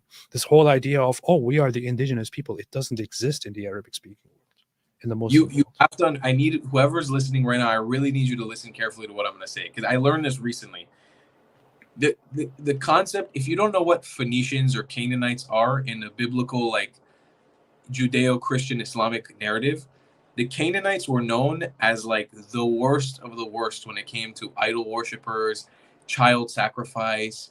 They were like the polytheists, the what's the word? The starts with a P as well. Uh, where you worship idols. Man, I'm forgetting the name. Pagans. Yeah, yeah. They were like the worst commit in Arabic media. There is no Palestinian that says they are Canaanites. They will never say they're indigenous Canaanites. That would be an embarrassment, because that would mean that they came from a lineage of people who are literally idol worshippers. In the biblical narrative, the Israelites, Bnei Israel, which is mentioned in the Quran, defeated those people and kicked them out of the land. That's how the Jews ended up like taking over Canaan and turned it into Judea. And it's seen as a liberating thing. If you were to tell a Palestinian in Arabic that they are Canaanite originally, they are the people who pray to Marduk and all these deities from Babylon and Mesopotamia, they would spit on you in the face. They would tell you, who the fuck do you think you are calling me an idol worshiper? But in English, it's like, of course, these are the indigenous people. They were native to the land. They were there. There's a meme that I love from Palestinian media, which was like the Palestinian Foreign Official Office. He was like, Palestinians have been on this land for 1.5 million years, and then it's just the Jurassic Park song or all these dinosaurs dancing to and Dami Falastini, and it's all these dinosaurs doing the daka. It's a hilarious meme. It's one of my favorites. It's funny because if you actually go to one of my favorite Hamas individuals is Fatih Hamad, who is also in charge of Al-Aqsa TV and anything that comes out there. I say favorite because he's actually one of the worst, but he has a very big mouth and a very loose tongue, and he just says lots of things out loud that shouldn't be said, including in a few years we will eradicate the Jews and start a caliphate and things like that. Like, these are things that he actually said in public squares to the Palestinian people, like to the people of Gaza. But he also said in a speech where he was crying for support from the Arab world that they are Arabs who come from different parts of the Arab world. In fact, let me bring this up here.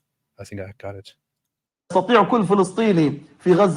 this is it. So here he is appealing to the Arab world to show support and pay attention to what he says, where they come from. We have blood ties, so where is your affection and قد تربطنا قرابات، ولذلك أين المودة، أين الرحمة؟ أنا شخصيا نص عائلتي مصرية كلنا، ويمكن بيجي حوالي أكثر من 30 عائلة اسمها المصري. في أساسنا نص فلسطين يا أخواننا مصري ونصها سعودي. إيش من هم الفلسطينيون؟ Did you see that? Or did you hear that? Half of Palestinians are Egyptians, the other half are Saudis, according to this guy. Now, I don't trust that this guy is actually accurate about the origins, because it's probably more complicated. But this is the idea in the Arabic-speaking Hamas world, and he continues. إيش من هم الفلسطينيون؟ في أسماء كثيرة اسمها المصري وجذورهم مصرية. قد يكونوا من الإسكندرية، من القاهرة، من دمياط، من الوجه البحري، من أسوان، من الصعيد. نحن مصريون، نحن عرب، نحن مسلمون، نحن منكم. الله أكبر، الله أكبر والله الحمد. الله أكبر. كيف تسكتون؟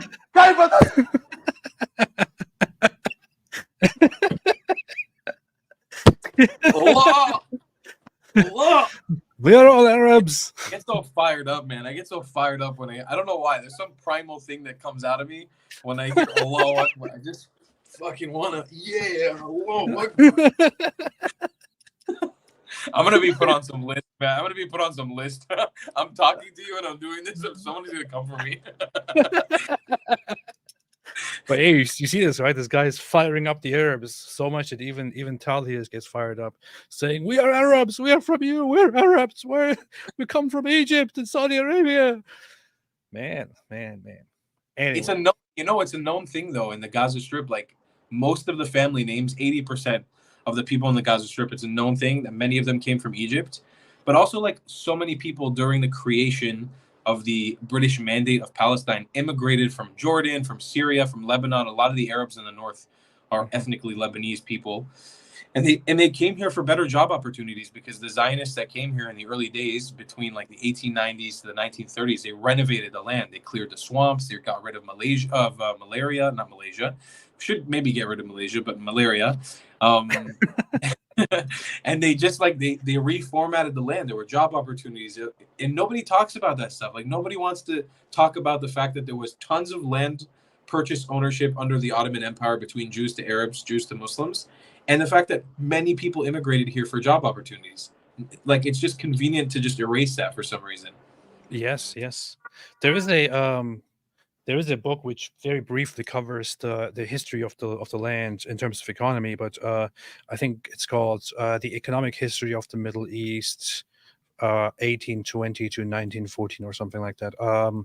It's an academic book, and it actually covers an aspect very well, which is that around the end of the 19th century and the beginning of the 20th century, the Middle East, the Muslim lands, they were in a very sharp decline in terms of the economy and the living standards. The Levant, the land then also known in the West as Palestine, the land of Israel, was economically in a very poor condition and very heavily underdeveloped. The coastal area was disease-ridden with malaria, as Tal mentions. It was very much barren land, and very much land where not much was growing, where not much was going for them, because it was a center for chaos as well. It wasn't flourishing.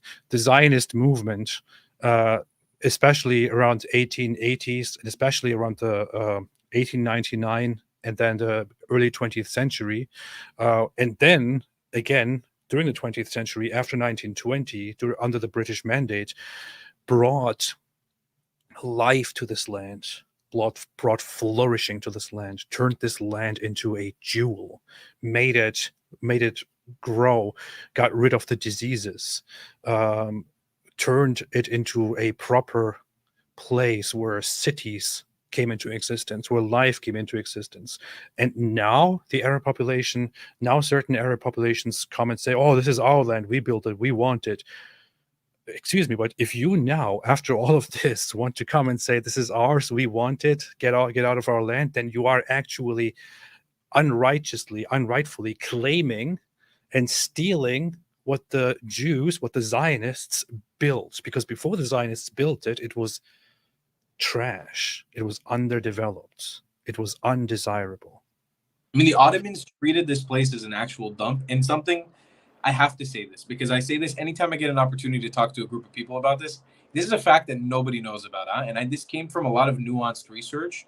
Also, my uncle is a tour guide in the north of Israel. He used to do safari trips before the war, and we've spent time in the north. I'm a huge animal lover, huge fan of wildlife. You know, Israel is in this particular position where it's the land bridge between Africa and Asia. It's an amazing position, and the wildlife that crosses through here. We had things from cheetahs to giraffes, elephants, bears, crazy wildlife all across Israel. You know who destroyed the wildlife? The Ottoman Empire used Israel, what was back then as Palestine. They used that as actual hunting grounds, documented in their tabos. They have it saved in so many different books online. You have to look it up to get the information. But you know how much wildlife was cleansed from here because of the hunting grounds of the Ottomans. Now, I can't blame them because it's a more primitive society, right? Like every single empire at some point did this hunting and gathering and destroying of the natural world. But for all the people that are on the left that are so like ecological savvy and all about sustainability, they're preaching pro-Palestine, it's like, do you know what under Islam, under these caliphates, was done here in this land to the natural world? You know how it was destroyed? It wasn't a dump before, huh? Like when the Arab conquests happened here, there was a golden zone, and then there was a very long shit zone where this place was treated as a hunting ground and a dump, and that's it. There's also the land known as Palestine under the Ottoman Empire. It wasn't a very popular land. First off, the Ottomans didn't even officially call it Palestine. They didn't call it Palestine. It fell out of use. So the Romans called it Syria Palestina to suppress the Jewish identity. They were the ones who actually called it the province of Judea, and then they changed it after the Bar Kokhba revolt into the province of Syria Palestina to spite the Jews and to suppress their identity. The Byzantine Eastern Roman Empire continued that use into Palestina, and they separated into Palestina 1, Palestina 2, Palestina 3, and so on. When the Muslims took over, when the Arabs took over, they did use the name, but it became less and less popular. Under the Mamluks, I think it stopped, but the Ottomans never officially used the name Palestine as an entity to refer to that region, or Philistine or whatever it is. They separated it into different districts where Jerusalem was its own separate district, its own entity. And Gaza, especially the south, very funny. It was always a problematic and very unpopular place under the Ottoman Empire, because it was a place that was contested between the Ottomans and the Mamluks, then between Ottomans and this whole idea of a separate Egypt, where the Gazan population was kind of riled up to become part of the Egyptian entity, not part of the Ottomans. So there were lots of riots and uprisings against the Ottomans, and the Ottomans would go in there and beat everyone down and try to subdue them and bring order, and so on and so forth. So it wasn't even until the British that the British came in and took the land and renamed it into, as they used it in the West, into Palestine. They were the ones who drew the borders of it and gave it the name Palestine. Before that, there wasn't even such an idea, such an entity for the people living there. So this whole idea of Palestine, or the history of Palestine, it is very much adopted from Western people, from their naming of the region. Yeah, from the colonizers. It was a colonizer's idea. Have you ever seen a picture of a Palestinian meal? Do you know what that is? Palestinian meal, sir? MIL. No. Do you mind pulling up a picture real quick? It's just I think it's really important. I carry this around in my wallet. I've carried this around for almost 10 years as I've been traveling. I'll show it, but okay, yeah, I have actually. I have, yeah. In my opinion, this is one of the most important. You probably can't see it from, maybe you can, but if you pull up a picture, it might be better. This was the currency, for people who don't know. This was the currency of the British Mandate of Palestine. I have two coins here. One's from 1927. The other one is from 1946. Yes, beautiful. Yeah, this is the exact one that I have. Amazing. Yeah. This right here, in my opinion, is one of the biggest proofs. And I've seen this YouTuber. I always call him out. His name is Golden Gully. He's a Pakistani food YouTuber who's super anti-Israel. He's preached some disgusting, anti-Jew, anti-Israel sentiment since the war has begun. And he wears a T-shirt of this shirt. And he's Muslim, of course. He wears a T-shirt of the shirt, and I'm always like, dude, what the fuck? Do you know what you're wearing on your shirt? Most people don't know this. This right here, the coin, says Palestine in 3 different languages. It says Palestine in English, then in Arabic it says Palestina, and then in Hebrew it says Palestina. But there's a parentheses right next to the word Palestina, and it says Aleph Yud, the letters in Hebrew Aleph Yud, which stands for Eretz Israel. So even back then, during the British Mandate of Palestine, there was never a point in history and time where this land was not commonly referred to as Israel or Judea, ever. It never happened. In fact, this was decided in, I think it was part of the 1922 declaration of the mandatory Palestine by the League of Nations, where it was officially recognized in writing. It was officially recognized that the land would be known in as Palestine, and in parentheses as Eretz Israel, the land of Israel, abbreviated as Aleph Yud. So that this was actually internationally recognized. It was internationally recognized by the League of Nations and by Great Britain, because the idea was that this is the land of Israel as the Jewish people see it, and it serves in order to recreate the Jewish homeland and to recreate a Jewish state. So this was, as early as the early 1920s, recognized internationally. So when people go to this, I also made a post about this using a different coin here a while ago. I pinned this. I should probably make another one. I should probably make a video on this. But I used this very same thing here and highlighted these parts. You can see here Palestine in Arabic, Palestine in English, Palestine in Hebrew, and then the same thing here again, Eretz Israel, Aleph Yud, which was officially, and these were printed under the British Mandate. This was not just fabricated by Jews or whatever. It was printed. It was done under the British Mandate, and they recognized it this way. It was the land of Israel for the creation or recreation of the Jewish homeland. And one very important thing to recognize is also the document itself. And I want to actually pull it up if I can quickly find it. Here, the Avalon Project is a very good website which summarizes, or which has a lot of the documents of the League of Nations and the United Nations. You can find the declaration issued in 1922 right here, the Palestine Mandate, the Council of the League of Nations, and it says something very important here. It says here, right at the beginning, whereas recognition has thereby been given to the historical connection of the Jewish people with Palestine and to the grounds for reconstituting their national home in that country. This was the whole purpose of this Mandate of Palestine. This document was issued by the League of Nations, which is what used to be, was in the place of the United Nations. This was the international goal of this whole entity, to create a Jewish homeland. So whenever people refer to this mandatory Palestine and say, look, there was a Palestine, what they're actually talking about is an entity to create a Jewish state, once again, known as Israel. That's that. These are the facts. You can't argue against the facts.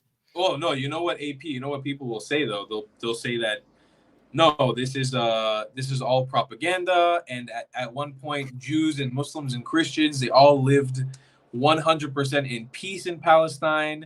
And I just send you a link on WhatsApp of, it's a great list that was made by medium.com that shows you literally a documented list of all of the massacres that happened in between the different caliphates that existed here, all the way until modern statehood of Muslims against Jewish people in the state of Palestine. So if anybody for 1 second wants to flip that on its coin and say, yeah, Jews lived in Palestine, but everybody, it was all peaceful until the Fire Nation attacked, until the Zionists came in and started making a mess and started causing issues. No. No. Big no. Muslims have been committing atrocities against Jews inside and outside of the Arab world and inside of Israel proper for literally 1,000 years. This here is lots of people who know my content, which is about Islam mainly, will be aware immediately of this. Ethnic cleansing of Jews from Mecca and Medina. Jewish boys were publicly inspected for pubic hair and executed if they had any. So this was primarily Medina. Medina was a oh my God, what? it was known as Yathrib, and was a city that was very funny, also built and brought into flourishing by Jews. Muhammad came, took over. He built his first Islamic state there in Yathrib, which came to be known as Medina. And he had all the major Jewish tribes. There were 3 main large Jewish tribes. He had them expelled or executed under different pretenses. And what was done was, especially against the one tribe, the Banu Qurayza, under the idea that they betrayed the Muslims and collaborated with the polytheists, the entire tribe was brought forth. All the women were taken as slaves. All the adult men were executed. And all the boys were inspected based on whether they have pubic hair or any development. And anyone who did was also executed. The rest was taken as slaves. And a complete eradication of a tribe, collective punishment, based on the allegation that they collaborated with the enemy. The other ones, the Banu Qaynuqa and the Banu Nadir, also major Jewish tribes, were also eventually punished for different pretenses and expelled and partially killed. But yeah, no, it was all within reason. Yes. These Jews being look at this, man. It's the list drives me crazy because it's so well documented, and it's like, I mean, my family was directly a part of it. The Iraqi Farhud that happened in 1941. People are like, 1948. That's the only reason why Iraqis kicked the Jews out. I'm like, no, baby. 1941, the Farhud happened. My family was directly involved in that. I have the stories. I was recording my grandpa, his family, my whole life about what they experienced in Iraq. One day they woke up. Doesn't matter. They were no longer Arabs. They were no longer Iraqi. They were Jews, and they needed to get the fuck out. That's it. They're done. They cannot live in Iraq anymore. And it's like, man, it riles me up. It drives me crazy when these people in the West are sitting there saying, like, you ethnically cleansed, you colonized, you white colonizer, you genocider. I'm like, man, the only genocide that's happened here was against Jewish people in the Middle East. It's clear as day. I mean, there's tons of ethnic minorities like the Copts, the Assyrians, the Kurdish, the Amazigh, the Berbers. There's so many ethnic cleansings that have happened by Arabs against minorities. But when it comes to the Jews, there aren't any left in the Middle East, really. They're very, very tiny populations compared to the almost million that existed. One of the most important ones here happens in the 19th century, around 1840. Persecution of Jews of Damascus. This was known as the Damascus Affair. It was an instance of blood libel, actual blood libel against Jews, where two individuals were killed, and it was blamed on Jews without any basis. And of course, it resulted in attacks against the Jews, discrimination against Jews, fleeing of Jews, flight of Jews, and sent shockwaves around the Jewish world. Once again, happened every so often that people find something to blame Jews and to attack them. But then the Jews are just supposed to say, oh, no, we live totally peacefully under the Muslim rule. We don't need our own state. We can just live here and have peace and all that. What they mean by peace is that Jews should live as a minority, as subjects, and do whatever the Muslims say and stay in line and never misbehave. Whenever the Muslim population gets the suspicion that the Jews are misbehaving, they would kill a few of them or drive them from here to there and put them in their place. And that is their understanding of peace, because that's what happens throughout history. I'm just like, as you're talking, I'm just reading some of them. There was like one in 1847. I didn't even remember that one, where there was the Jews who were ethnically cleansed from the old city of Jerusalem. Like, man, get out of here with that BS that we live in peace. We did not live in peace. We lived in peace from the perspective of the Muslim occupiers of this land. Yes. That's who lived in peace. But to us Jews, there was never a time of peace. There was always a time of living as a second-class citizen. For those who want to make a claim that Jews lived in relative peace before the state of Israel, sure, there were ebbs and flows. There were times where there was a little bit more peace, at times where there was less. But there was never a time where Jews felt safe in these lands, ever. They never felt truly safe. And when you remember, again, just to bring up personal experience from my family, how Jews actually made it into Babylon in the first place, in Baghdad, in Iraq. Remember, after the destruction of the first temple, which was a documented historical event that happened, not just biblically. I mean, there's archaeological evidence for it. Jews were sold into slavery to Babylon. They were dragged from Jerusalem to Iraq. They weren't from there. And they lived in that community because they felt unsafe going back to Israel.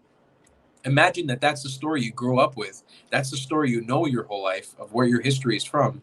I mean, I interviewed my grandfather's oldest brother and his family, and he told me he was 96. He actually just passed away today, unfortunately. This is my great uncle.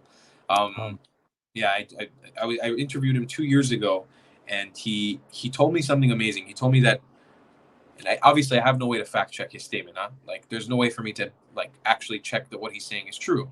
But he told me for 2,000 years, the narrative in our family was next year in Jerusalem, Shana Ba B'Yerushalayim. And he said, no matter what, we were Iraqi, we lived with the Arabs, we had peace with our Muslim neighbors. We always gathered around the table on Shabbat, in the holidays, in the synagogue. We always said, Shana Haba'a B'Yerushalayim. Living as a citizen, knowing you're not from there, that's something that messes with your brain. You know, when you know your story of how you got to this land, it's messed up.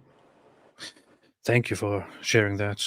You know what's so I see nowadays dumb stuff like this. This list just reminds me of the Hebron massacre.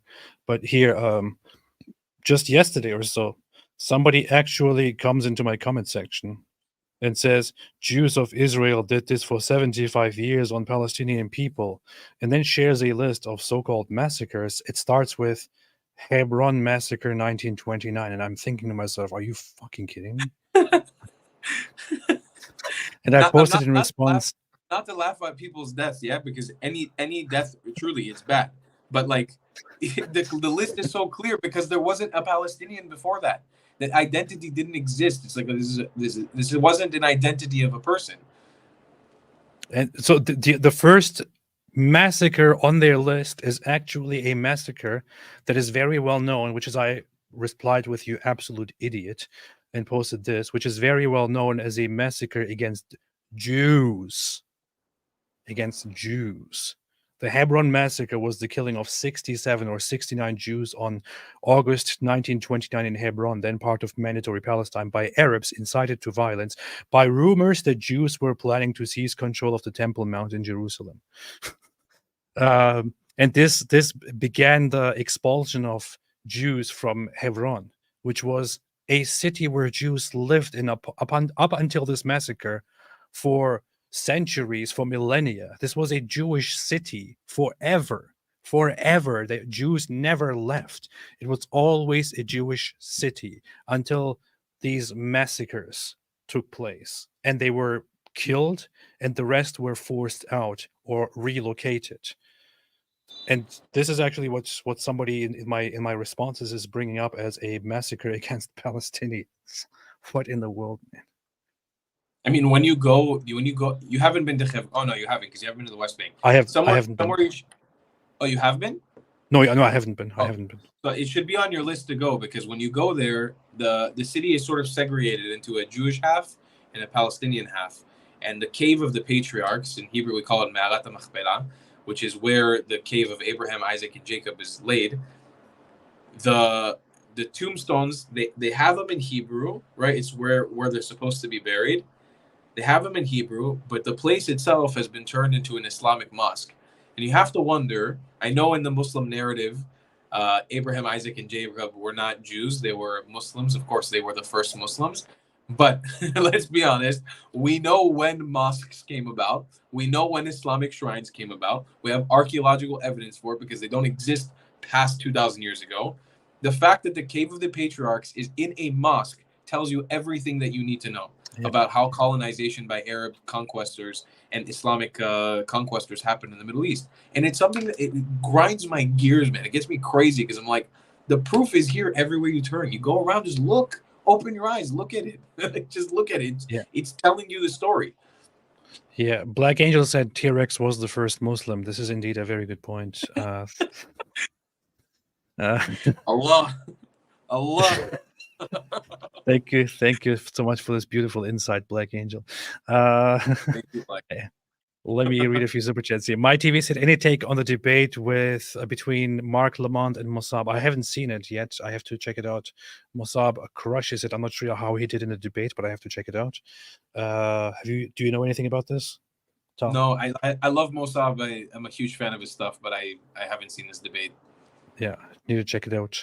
Sheikh Yadik says, ironic. Ironic. The same people calling me a Nazi for pointing to possible issues with mass Islamic migration are the people calling for the destruction of the Jewish state.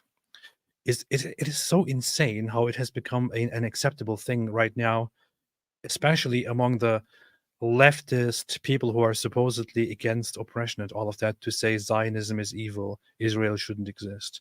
What in the hell? They've been sold a white colonizer lie. That's the thing. Like, people like me don't have a voice with them, and when we do try to talk to them, they silence us. Like, they just don't want to listen to brown Jews talking, because that's all it is. It's color politics now. They just don't want to listen. It's because you're a white colonizer. See, obviously. Sorry. Forgot my place. Sorry. Just don't whip me. Moo Joe said he's white colonizer. Gigi Hadid is a refugee. Colonizer invaders in USA protest against colonization. Black LGBT demands discrimination against other minority. Madness. Absolutely madness. Absolutely. It's so funny to see how in the Middle East, in Israel, the Palestinians protesting are the heavy anti-LGBT, heavy backwardness people who want to see the LGBT crowd dead. And in America, you have these gay guys being like, free Palestine, free Palestine. My favorite is, it was a video last week, some city in the US where there was like an openly gay LGBTQ supporter who was chased out of one of the crowds by like a woman in a hijab, and she was like, "Shame on you! Shame on you! Shame on you!" And she's like, "Shame, shame." And you see the whole thing, and the other person's like, "But I just want to support you. I support Palestine. Shame on you." It's beautiful. Beautiful cross-culture collaboration. I love it. It's amazing. That's amazing. I would like to see all the LGBTQ plus community go to the Palestinian territories, maybe go to the West Bank and organize a march there to show their support. Actually, don't go, because I really don't want to see you guys dead. Lil Ragesan made a super chat, which I also call super shekels, where he said, "Can I get one Palestine for free, please?" Yes, if you order one Palestine, you will get one free Palestine. 2 Palestines for the price of one. It's a new deal. Slaysgate made a super chat. Thank you so much. HD said, "Love to all the APs from the clans." Hey, that's very nice. HD's a big supporter. I love you, HD. Very nice. Oh, very, very lovely to see your community here, and also to have you here again, Tal. And I Thanks, hope to have conversations again. I'm really loving this. Of course, I have to act like this is just friendship. We both know that in the back, it's actually Mossad paying us to collaborate together. I want everybody to know he yelled at me before the stream started. He if he could have whipped me through the screen, he did. He was like, Yeah. "Jew, you better get in line and agree to everything I say before we get on here." Yeah, I was like, I'm already having a terrible morning, and now I have to talk to a Jew. And I forgot that was our first conversation ever. Was that? That was our first conversation. That's great. Great way to start a friendship, man. LE Vegas gifted 5 memberships. Thank you so much, LE Vegas. I appreciate Out, that. LE. Is it also one of your? That's people? one of mine. That's one of One my of born you and people. raised. Nice. I love nice. Slaysgate said, "Hey AP, would you consider making a video with David Wood talking about people, mostly women in the West, converting to Islam because of Raza?" Thank you. Did you just do the Arabic Raza? Yeah, yes, I did. I did indeed, because it's so much fun. I would, but it feels always so painful to watch those idiots who are like, "Oh my gosh, guys, like I see what's happening, and all these protests, they encouraged me to read the Quran, and I read the first 2 words of the Quran, and now I'm a Muslim." Shut up. Inshallah, I am a Muslim. Actually, I would love to watch that video of the 2 of you. David Wood goes deep, man. I love how like he stings when he talks. I love it. I would love to see him do that. I don't know. He's a Christian though. Because I'm told all the time that that Jews hate Christians, and that you guys would immediately spit on him if you saw him. Like, so I'm not sure. Did he get spit on a lot in Israel? Yeah, when we were in Israel, like we were walking through Israel for a week, and like every single day, at the end of the day, he was like full of spit all over. His clothes were completely wet. You're taking it out of context, you dirty atheist. It's because we're in the Middle East. It's hot. We were trying to cool him down. It's how we welcome our guests. You're taking it out of context. Don't take our culture out of context. It's so funny because David and I, we're walking through Jerusalem, we're walking through Israel, everywhere, and the entire time he has this very visible cross on here, and everybody is totally nice to him. We go to the wall. We literally go to the Western Wall, and the religious guys there approach us and talk nicely to us and ask us what we're doing and why we're here, and are like, welcome, and I hope you have a good time, and all of that. Ultra Orthodox Jews who are preaching to others are approaching us and are nothing but nice to us. But then David posts a video online, and then there are people who are like, don't you know that they hate you and they spit on you if you walk there? Like, it's just the absolute insanity that people have when it comes to Jews and Israel. There is no limit to People it. don't realize like life is hard in Israel. People don't understand this. Life is really hard for every citizen, whether you're Muslim, Christian, or Jew. It's hard to be in Israel in general. It's a hard life. People don't understand is like if you come in here, you wear a penis on your necklace, a cross on your necklace, a crescent star. It doesn't matter, and nobody cares. Like no one cares. There isn't a concept here in this country of like, oh, there's a foreigner we care about. Like most people here, they're really just like, you know how many tourists come to Jerusalem? How many Christian groups? I was in the old city today. It was a massive, I think it was an Armenian Christian group. You think anybody was harassing them or spitting on them or bothering? No, nobody cares, man. Do your thing. This is a country for all of us. Everybody's supposed to experience this place. There's history here. There's heritage. Nobody really cares about what you do. Just come do your thing. Just don't preach hate against us, and you're fine. You know? I showed this recently, but there's a poll asking Israeli Christians how they feel, and 84% of Christians in Israel say they are very satisfied with life in Israel. But then you hear on Twitter somebody's like, no, they hate Christians there. They spit on all the Christians. It's the only place in the Middle East. Not that I like quoting Bibi Netanyahu often, but he's quoted this a lot, and it is true. It's the only place in the Middle East right now where Christians are thriving. Not just surviving, thriving, where the numbers are actually growing. Yes.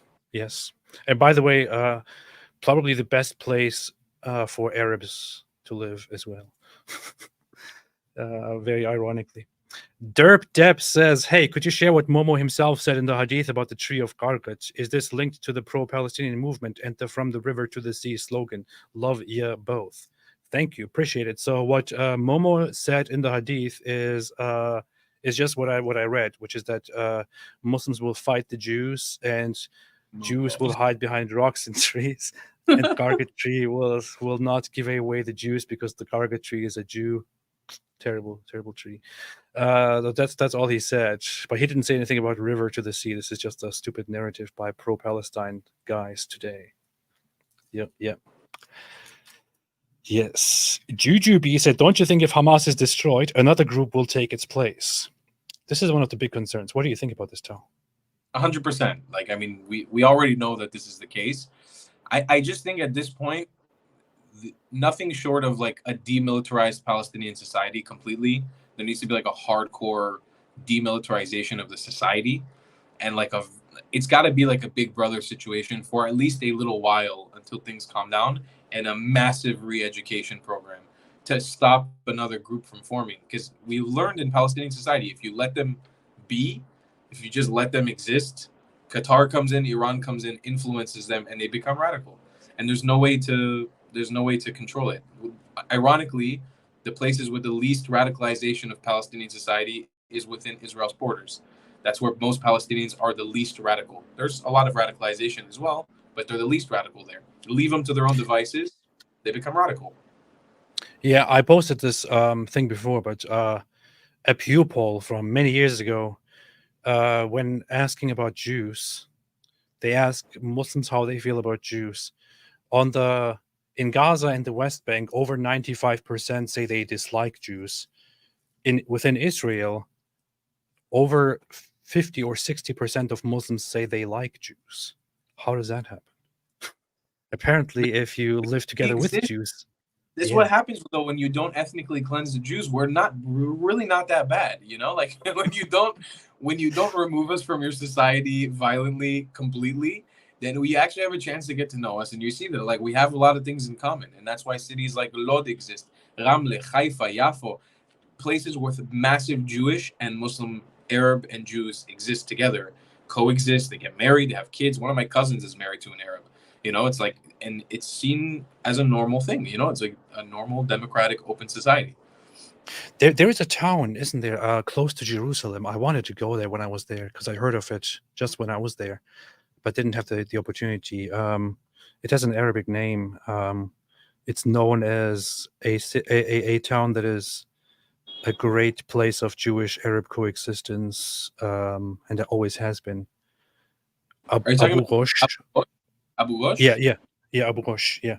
Abu Ghosh. I don't think there's many Jews that live there, but it is it's known as the friendliest East Jerusalem or like Jerusalemite Arab town in Israel. People like they go there for hummus, they go there for shopping, to fix their cars. Like there's a lot of coexistence that happens there. Yeah, Abu Ghosh has a great reputation. I wanted to go there and film something there for the channel. I didn't have the opportunity because when I was in Israel, for some reason, when I was planning the trip, I thought I will have plenty of time to do all kinds of different things. Once I got there, I was just without resting, running around 24/7, sleeping very little, waking up in the morning, drinking 2 cans of energy shot coffee, and then running throughout the day again, and so on. So I didn't have much chance to do anything. It was pretty insane, but that seems like an interesting place to research and look For at as sure. well. I watched you and David's whole stream. I think it was like a 4-hour stream when you guys were recapping the trip, and I was like, "Damn, you guys did a lot." But that's the thing about Israel, tiny country, so much to do. I mean, you could spend a lifetime here and not finish everything. Yeah. There was a funny. It wasn't funny. I always use the word funny when I describe things that are horrible, but it was. I think one of our last days. David wanted to go to Temple Mount and record a few videos, and I was the one who made that possible. I was the one who made time and said, "Okay, how about we move things around just so that on this day we can go to Jerusalem, and we can go to Temple Mount and record your videos, and then once we're done with that, we can go back to Tel Aviv and so on." And he was like, "Yeah, perfect, fantastic, let's do that." And he actually got all the stuff done, but I arranged all of that. Just on the day as we were driving to have our tour in the Gaza envelope to see all the to see all the places where Hamas attacked, and I kind of didn't anticipate how I would feel afterwards, but we Right. went there, and it was really, really messed up, and I don't know, I felt heavily depressed. That was the only time that I actually kind of slept a little bit, because after that I was in a terrible mood. I didn't talk. We went to the hotel. I laid down, couldn't sleep, woke up in the night, stayed up for hours, trying to go back to sleep. In the morning, I was just completely dead. David is trying to wake me up. I'm like, just go, do whatever you want. He's like, come on, wake up, we have work to do. I'm like, go away. And that was the first time that I don't know, I was like, just leave me alone, man. Go away, do whatever you do. I don't care. And he went without me and did a bunch of recordings at Temple Mount. And there was some very, very rough stuff. We didn't talk about. It's heavy. It's very heavy. I got taken down there like 2 months ago for the first time. I fundraised with my audience. It was amazing. Like we did a live stream and raised $1,500 in 20-30 minutes by some of the people who like were donating here. HDLE, they like just dropped hundreds of dollars to get me and a few other people on a bus to go down there to see Kibbutz Be'eri, the Nova Festival.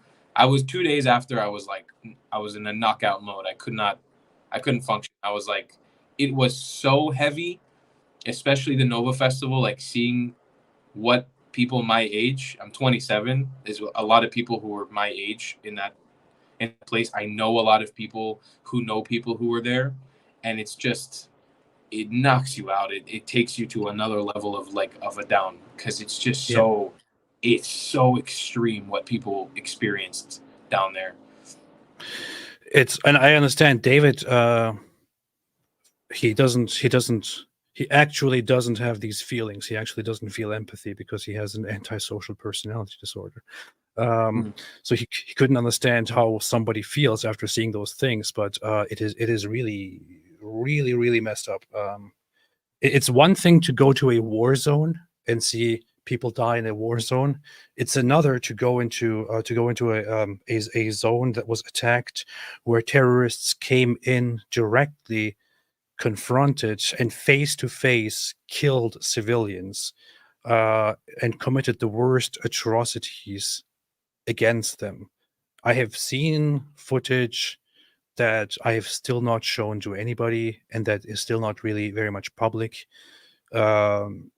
just because Israel or Israelis have this attitude of not playing the victim and not putting all of the stuff out there. And because I was told one specific thing, which is that Israelis already feel a great deal of suffering after October 7, and publishing some things over and showing it to everyone might just lead to a big sense of demoralization and defeatism, and we don't want to do that.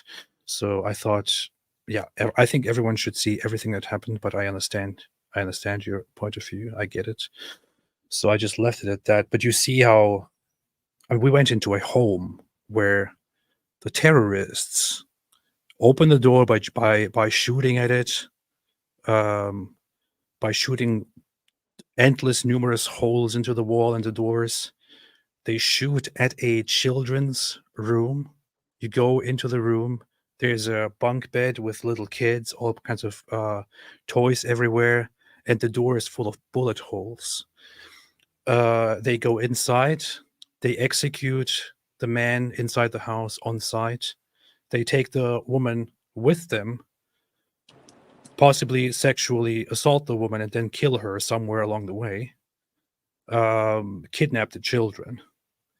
I don't know. It was just, I don't want to go back to it, but we'll talk about it again. I'll put stuff about that out there. Still needs to be done. We can't forget. It's really important, man. By the way, I personally appreciate it. Besides all the amazing things you do for Israel, talking about this stuff and keeping it fresh and like mentioning it. The shirt that you're wearing right now, like our common friend who put us together, Brian, he was a big part of that movement of the campaign behind it. It's so important to me personally, and I huge debt of gratitude to you for talking about it. It's I really appreciate it. It's the least I can do. Wish I could do more and want to do more. Definitely. Thank you. Nick said, have you guys seen Admiral General Aladdin get confronted by an Israeli journalist? Do you know Admiral General Aladdin? I do. He's the dictator of Wadiya. Oh yeah, okay. That's the reference. Yeah. Aladdin. Is it Aladdin or Aladdin?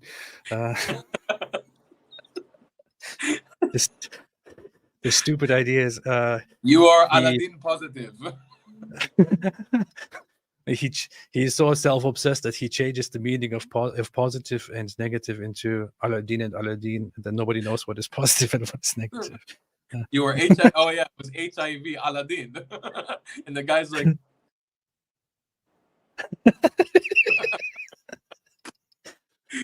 TV Talk with Avi said, you might have answered this before, but what religion were you raised and what do you follow now, if anything? I was raised as a Muslim, as a Sunni Muslim in a Sufi order, and I am an atheist at this moment. I might have some more words about that. I don't know. I have been a little bit in a kind of a conflicting place ever since actually I went to Israel and came back, in terms of really belief. Did it have an effect on your spirituality?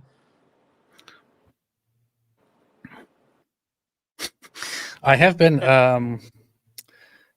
I have been kind of waiting to sit down and talk about it once I understand myself better. But it's been months now since we went there and came back, and I'm still kind of in a weird place. One thing that happened. So one thing that happened was we went to the Western Wall, and as we were there, it felt very overwhelming, and I can't say that it was definitely a spiritual thing. It's probably also everything else that is attached to it, my feelings for Israel and the Jewish people and for this place and all that. But one of the things was how my experience in Israel was how everyone was just amazing, and people were wonderful and so nice. And I mean, even on the plane, on the flight back, like on Twitter, somebody's telling me, "Oh, they hate you. They will never accept you because they are Jews hate everyone else." And then I'm on a plane, and this guy comes to me. Those guys on the plane who are going around and asking if you observe tefillin. This guy comes to me and says, "Oh, do you do tefillin?" I'm like, "No." And he's like, "Or have you ever done it?" I'm like, "No, I'm not Jewish." And he's like, "Oh," and then he just goes like this, yeah, and and that's it, And but then I go online and people are like, "No, if you're not a Jew, they will hate you and all that." And it's just so ridiculous, man. The contrast between how people view Jews and how Jews actually act, and it just I told David it doesn't make sense to me at all. It is so absurd that these people are wonderful, are so nice, are so kind, and so open-minded, and yet they are so badly, terribly maligned and slandered around the world. It's as if there is something bigger at play here, because it doesn't make sense. Because it doesn't.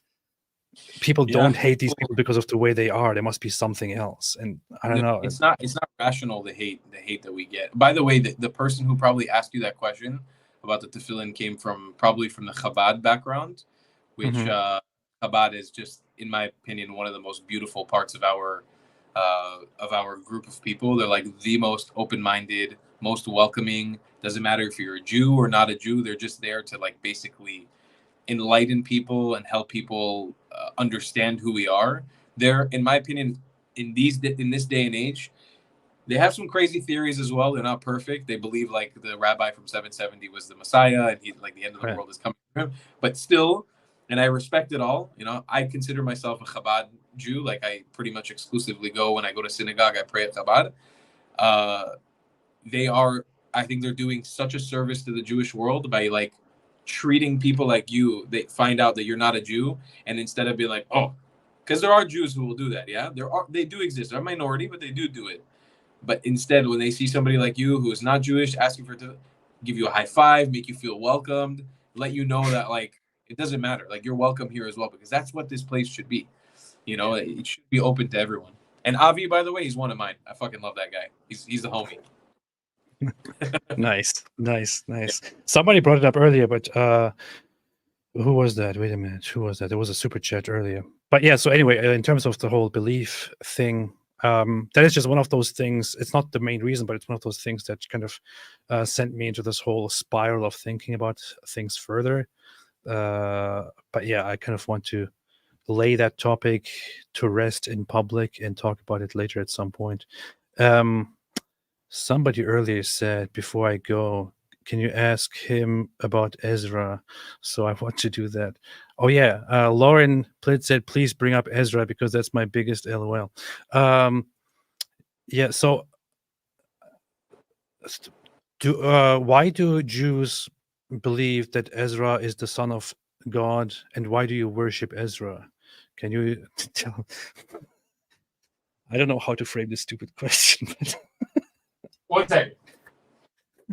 This is the only Ezra I know. That's my grandpa, the Iraqi one I was talking about earlier. His name was Ezra. That's me as a baby. Look at me. Look how nice. I look like a little jungle boy. Very nice. That's the only Ezra I worship. I don't even know the reference. I might be a bad Jew. I mean, I'm not religious. I'm fairly knowledgeable. I don't know. I don't even understand the reference. That's the only Ezra I know. This is funny because this is one of the things that we heard that Jews would say when we were there. David brought it up to somebody because I had this idea to go around and ask Jews why they worship Ezra and what they would say and how absurd it would be. And somebody said, if you go around and ask Jews about Ezra, they would say the only Ezra that I know is, this one guy that I know. And this is really? Basically the response that you just gave. This is the first I'm hearing of it. When you said Ezra, like Ezra to me is my grandpa. It's like my best friends in my life before he passed away. I'm serious. You can hear this on stream. Like David brought this up in the past, and he mentioned several times how this is what he was told people would say in response if he asked this question. So you did exactly what we were told would happen. It's the Mossad money, man. Can you enlighten me though? What is Ezra? I don't know. So there is a thing in the Quran It's from the Which- Holy Quran. So after chapter 9, verse 29, which is the one that says, fight against those who don't believe in Allah or in the last day, and who don't consider unlawful what Allah and his messenger have made unlawful, and who do not adopt the religion of truth from those who were given the scripture. This refers to Christians and Jews. So if they don't accept Islam, then fight them until they give the jizya willingly while they are humbled. And then in 9:30, it says the following: the Jews say Ezra is the son of Allah, and the Christians say the Messiah is the son of Allah. That is their statement from their mouths. They imitate the saying of those who disbelieved before them. May Allah destroy them. Now, when people read this, they say, okay, when it says Christians say the Messiah is the son of Allah, we understand what it's saying. It says Christians think Jesus is the Messiah and he's the son of Allah. All right, we get it. But what in the world does it mean when it says the Jews say Ezra is the son of Allah? And it appears that the author of the Quran here made a mistake or misunderstood something and came to the conclusion that Jews have this belief that Ezra is the son of Allah and they worship Ezra. And nobody knows what in the world this is based on, because there is no single trace of a single Jewish person or group that ever held such a belief. I think Ezra was a biblical character, but I don't. Yeah, he was a significant. scribe who is also responsible for, I guess, restoring and upholding the temple and all that, or for a practice of the temple. But he doesn't play a significance in terms of ever being considered the son of God or being an object of worship. This is just completely ridiculous. And people have been arguing about this forever. So somebody wrote here in the comments, Ezra, the Jewish god of speed. That's hilarious. Man. Ezra was the first Zionist. Ezra is scribe, but is not the son of God. Yeah, so there was probably a misunderstanding on what Jews believe about Ezra by Muhammad or somebody else. So this made it into the Quran, but it doesn't make any sense at all. And this is also further confirmed in a narration about Muhammad, where Muhammad says that after they die, Allah will ask the Jews, "What did you worship?" And they will say, "We worshipped Ezra." And he will then say, "Okay, go to hell." But it doesn't make any sense because there are no Jews who believe in such a thing. So it's ridiculous. Very interesting. Ezra means in Hebrew, by the way. Ezra means help. Ezra. It's like that's the word, like to help. But I'm trying to find some rationale to justify the Islamic narrative, but I really can't with this one. It's kind of hard. Nobody can. You ask rabbis and they're like, no idea what's going on here. That's a funny one. The funny thing is people don't know about this kind of stuff, and Jews and many rabbis don't know about this kind of stuff because we talked about this before. Jewish culture and rabbis just don't have a history or a tradition of arguing with other religions or defending Judaism against other religions, which is why Jewish people are generally unaware of what Islam says. But Islam acts like Jews are all obsessed with Muslims, which is very funny. You know? It's always my biggest quarrel with like the Islamic narrative or any other religion that's come up to sort of conquest or like take over or mass convert people. Is like people don't know. We don't think in that way. Like we're very much in our own circle because we don't see Christianity or Islam or any other religion as like a competition or something we need to aspire to be like, or it just does. You don't grow up with those concepts. You don't learn about Christianity and Islam. You don't learn about the characters in their books. You just stick in the pool of Judaism. That may be a bad thing, friend. Maybe we should have a more widened view, but I think it proves the case of our innocence more than anything else. Like we're not really looking to know or argue about this stuff. Yeah. Halloumi Cheese made a super shekel and said, how did Iran, Hamas, and proxies manage to romanticize the concept of Islamic jihad around the world? It is a mystery, but just by playing the victim and appealing to the Western idea of oppressor and oppressed. That's the easiest. explanation. The West sort of came up recently, the last like 20 years with these concepts, and the Islamic world sort of went hand in hand with it. While they're complete opposites, they grew together this beautiful cooperation without even knowing. Yeah, it is ridiculous. Absolutely ridiculous. Gender mapper. I lived in a village near East Jerusalem. I travel home at night on the light rail with my hand on my weapon. I am a woman, and I lie in my bed thinking, are savages coming to rape me tonight?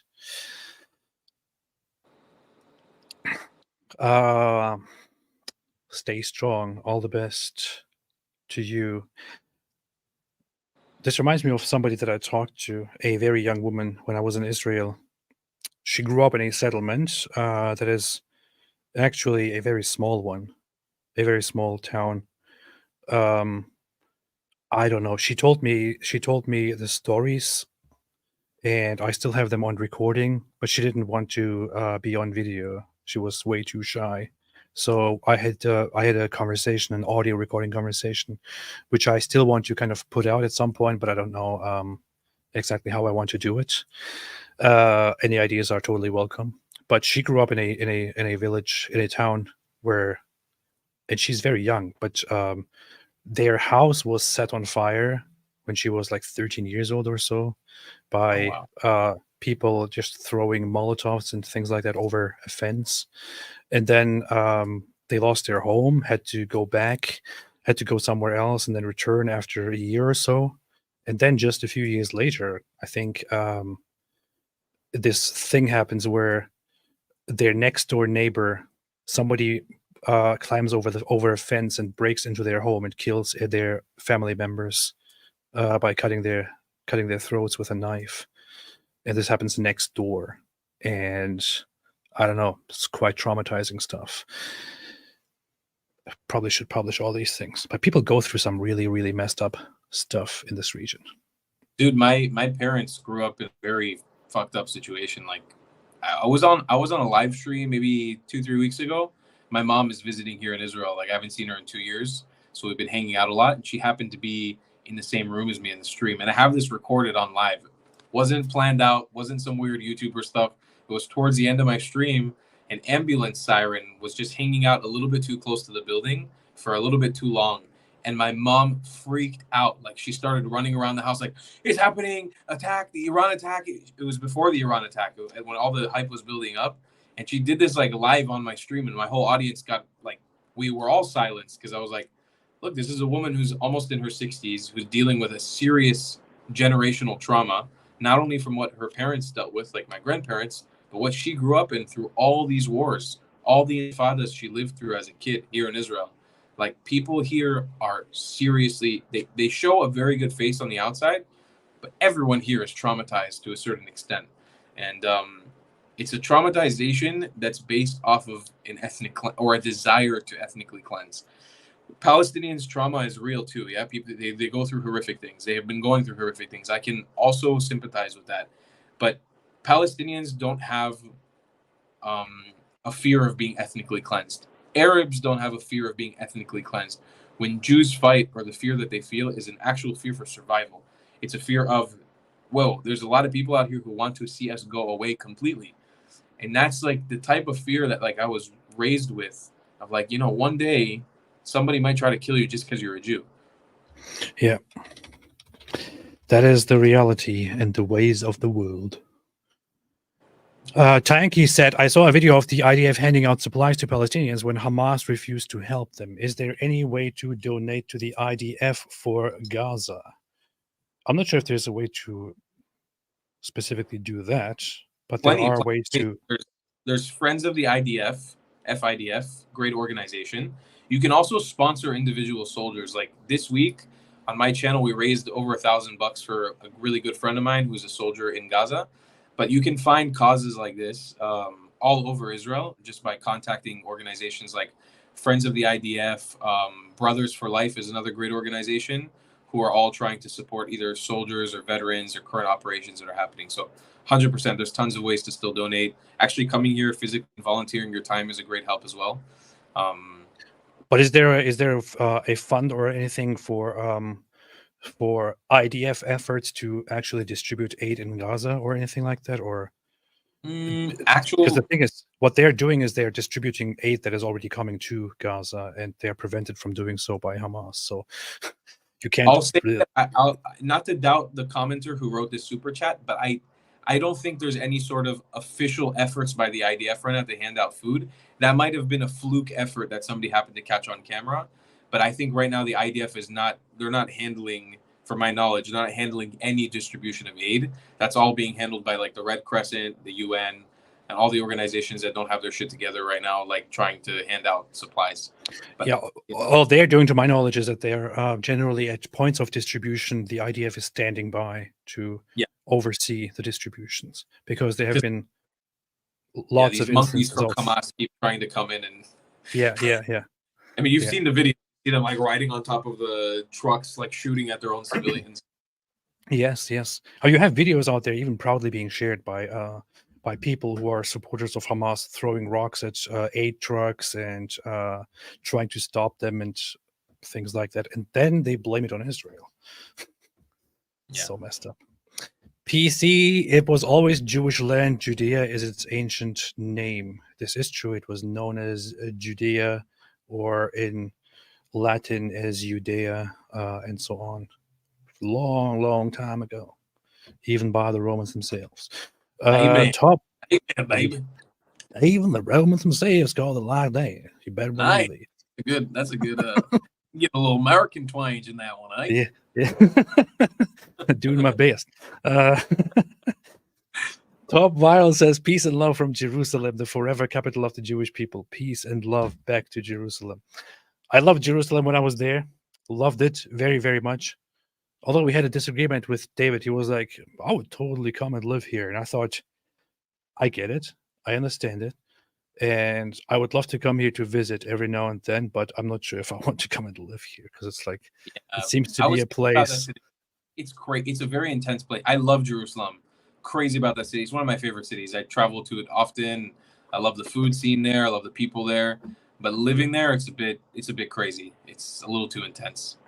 Yeah, and people on both sides, both in the Arab East Jerusalem and the more modern West Jerusalem, both sides told me this is a very good place to visit, not necessarily a great place to live. So because there are always tensions, there's always like this whole idea of, oh no, center of attention of the world.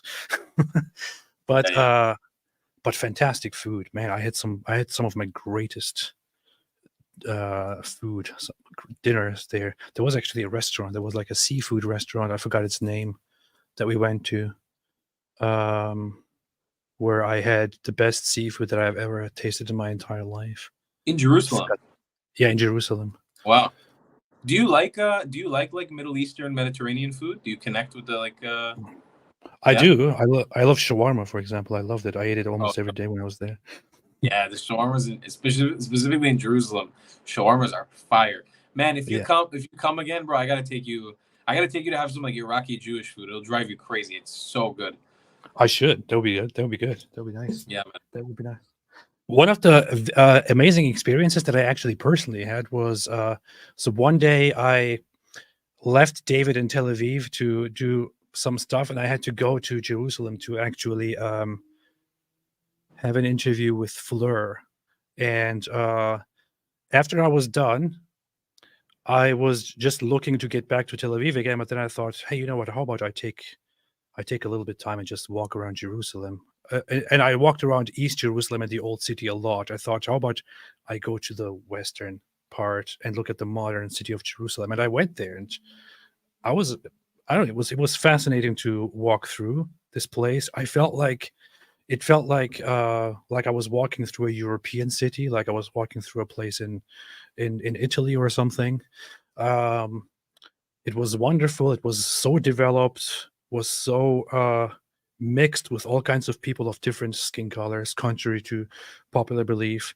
And there was also the place where I first saw so many, more than one instances of like younger girls, for example, were obviously Muslim and obviously Jewish girls just being friends and walking together and going shopping and things like that.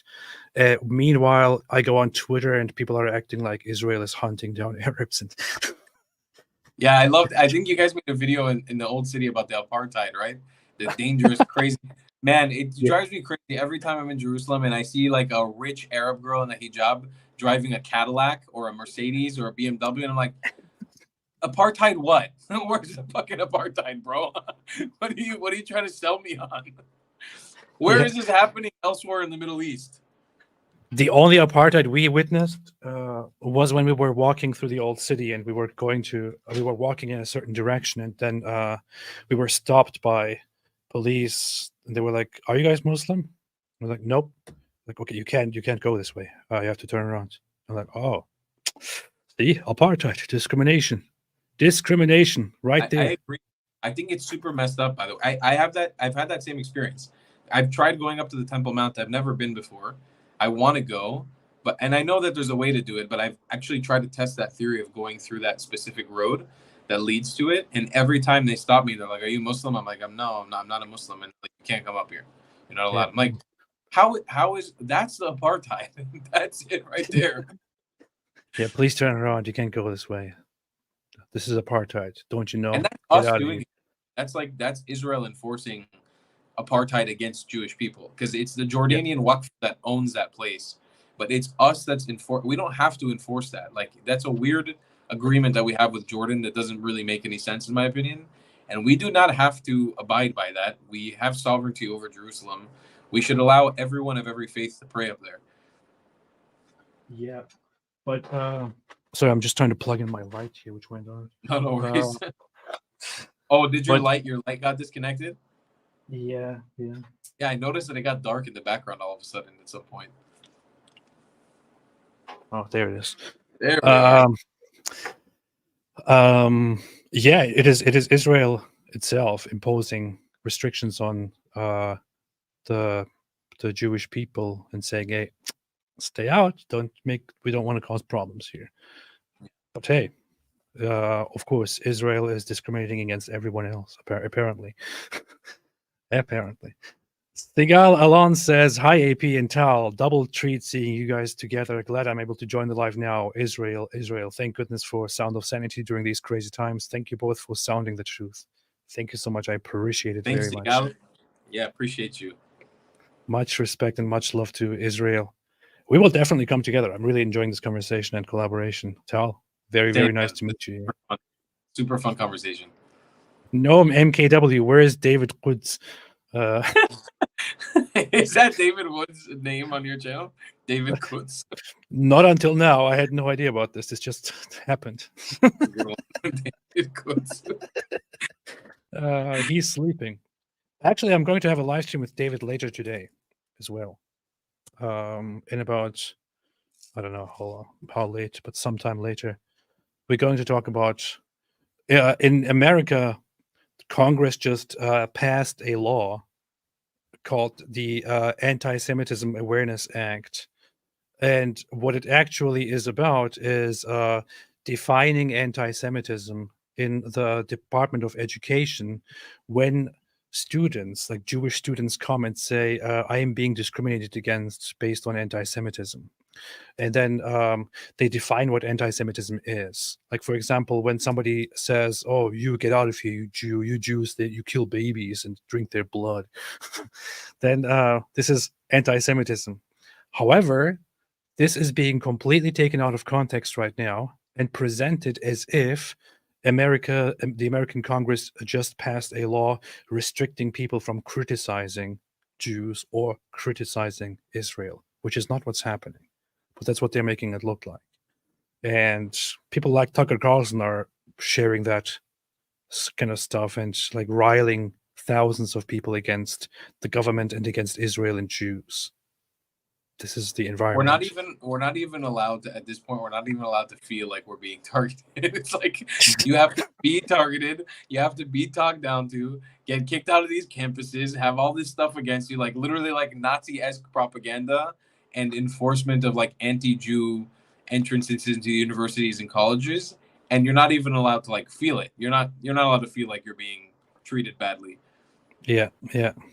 It's very, very messed up what's happening, but we're going to talk about it tonight and try to give our commentary on that and see what happens. People are vile. Chrome said, "Any mishpacha, one of our greatest allies, together at last." What does that mean? Any mishpacha? Who is that? What is that? Mishpacha means family. Annie, I don't know why he wrote Annie, but maybe he tried to say we're family. Chrome is one of my peeps as well. A lovely guy. Nice. Yeah, mishpacha is family. So nice. Okay, I knew I heard that before. Y'all vibe great on the live stream together. Indeed, yes. This is very, very nice. Thank you. Sid Dave said, "Why do Jewish people not actively come out to refute Islamic doctrines like Abraham traveling to Mecca? They have appropriated your figures as their own." I have my own take on why Jews don't engage in any of this kind of stuff, but is there anything you want to say about that, Tal? I'll say it openly. I think most Jews don't know, and the ones who do know don't care. That's the reason why. That's exactly. I was just going to say because Jews just don't care, but yeah, that's like pretty much it. You couldn't get most Jews to care enough about doing that because it's not taught in our circles. Maybe you have a point. Maybe it should be and maybe we should take a stance against it. I sort of do it in my work where I'm like, listen, at least I want it to be acknowledged that we're being colonized, ethnically cleansed, and subjugated to like second-class citizenship. But it's not just Jews; it's all of these ethnic minorities. But I think for the majority of Jews, they just don't care. Uninvolved. There's also a tradition in among this is historical, be it in the so-called the tolerant Andalusian Islamic rule, where supposedly everything was wonderful, be it there or anywhere else. It was a tradition in Jewish communities and among rabbis to say, preserve each other, look out for each other, keep a low profile, avoid getting into discussions and fights with people over religion, because you might just endanger yourselves and endanger your community. Just don't do it. And it has been kind of a tradition to continue doing that. And it's understandable because Jews have been minorities among other people and wanted to prevent just getting nitpicked and blamed and killed over random things. So they haven't developed this whole idea of we should just argue and defend ourselves against all kinds of claims. Understandable. A good indication too, by the way, is our places of worship. Like, look at a mosque and look at a church. Mosque, massive minaret, huge dome, calling out to prayer publicly for everybody who's in there 5 times a day. Church, ringing the bells, giant tower generally. Synagogue is usually a box. A synagogue is just a room. Doesn't need to be. There are some extravagant synagogues, but 99% of the time, it's just a room. We don't care about making the whole world know about us. We're comfortable just being in our little circle. Yep. Chad Matt says, Allah commands me to give you the doner kebab. I mean, you can't get it. I can't even have a doner kebab today.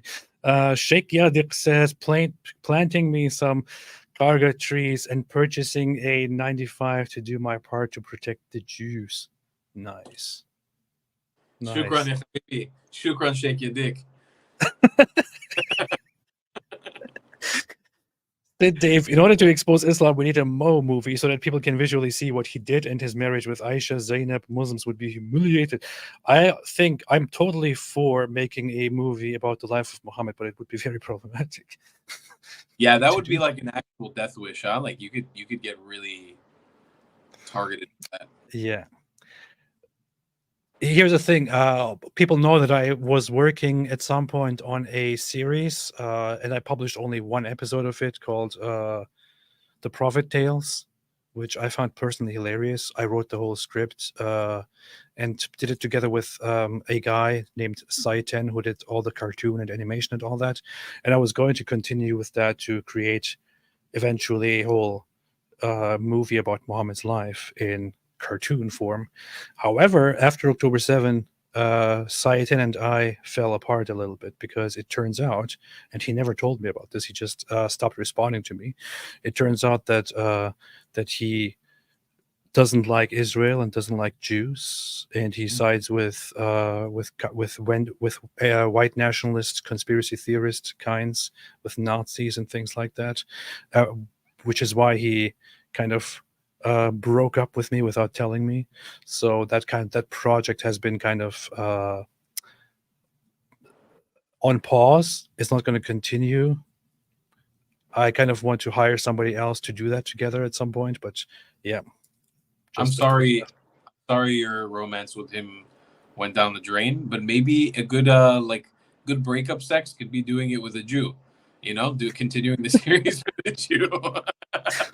That's a good idea. Maybe. I would hop on board with that. It could be good revenge. That could be a good thing. Let's see. Yeah. Chad Mann said Kosovo is Serbia. Wow. I'm involved in this conversation. Please leave me out of this as well. Don't leave me out.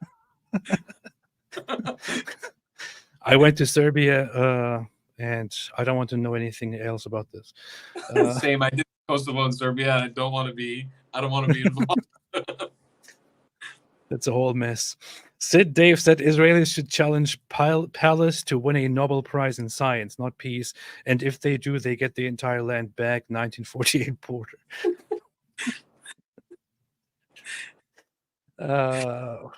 What say? I don't know. Sounds problematic. I think there's a better. I think our odds are higher with peace than science at this point. All colors are intoned in black. Said, if you want to know about a land that is currently really being colonized, ask me. I'll explain. It's unknown stuff. Explain it, please. Human Kirk said, so the Palestinian admits to be a irony is that Masri, which he uses over and over again, is itself the Arab colonial name for Egypt. Yeah, I think Egypt was originally known as what was it? Kemet something. I think it's a KMT word. Not sure if I remember it correctly. Not sure where the name Misr comes from. In here, called it Mitzrayim, but yeah, I don't think that's the actual Egyptian name for it. But that actually makes sense. Yeah, I mean, in the Arabic, a lot of it stemmed from Hebrew as well. So yeah. It's probably where mine came from. I looked into this many years ago. I need to see. But the ancient Egyptian name of the country was KMT, Kemet, which means black land, likely referring to the fertile black soil of the Nile flood plains, distinct from the Deshret, the red land, or the desert. Huh. Yeah. Interesting. Where does Masr come from? Late Memphis, meaning home of the Masr, Arab pronunciation. Masr is the classical Quranic Arabic and modern official name of Egypt, while Masr is the local pronunciation in Egyptian Arabic, which comes from Semitic origin, directly cognate with other Semitic words for Egypt, such as the Hebrew Mitzrayim. The oldest attestation of the name for Egypt is Akkadian Misru, related to Misru, meaning border or frontier. Okay, well, learning a lot of stuff here. Yeah. From old Akkadian. Wow, interesting. TV Talk with Avi says traveling clot is the goat dropping tooth bombs. Pardon the pun, LOL. Avi's Nice. the best. Yeah. Nice. David the Goliath, if Egyptian Muslims are indigenous to Egypt, Iranian Muslims are indigenous to Iran, then how are Palestinians not indigenous to Palestine? They are most likely Jewish Christian converts to Islam who were Arabized. It's not really that easy. Because Egyptian Muslims are actually not completely native to Egypt. They are very mixed. The ones who, I think from a genetic viewpoint, are the most connected to the ancient Egyptians are the Copts, the Coptic Christians, who still preserve certain aspects of ancient Egyptian culture, and also the Nubians down in the south. In Iran, Iranians are actually ethnically very mixed since the Arab conquests. they used to be more connected genetically to Western Greek European people and became mixed with Arab people after the Islamic conquests. Same thing happened with people in the Levant overall, in Palestine. Looking at them today, of course, there are genetic connections to ancient populations. Of course, there are connections to ancient populations of the land with in Levantine people all around, but there's also a lot of Southern Arab, Central Arab, Western, North African, South African genetics and influence. It's just not that simple. It's not that easy.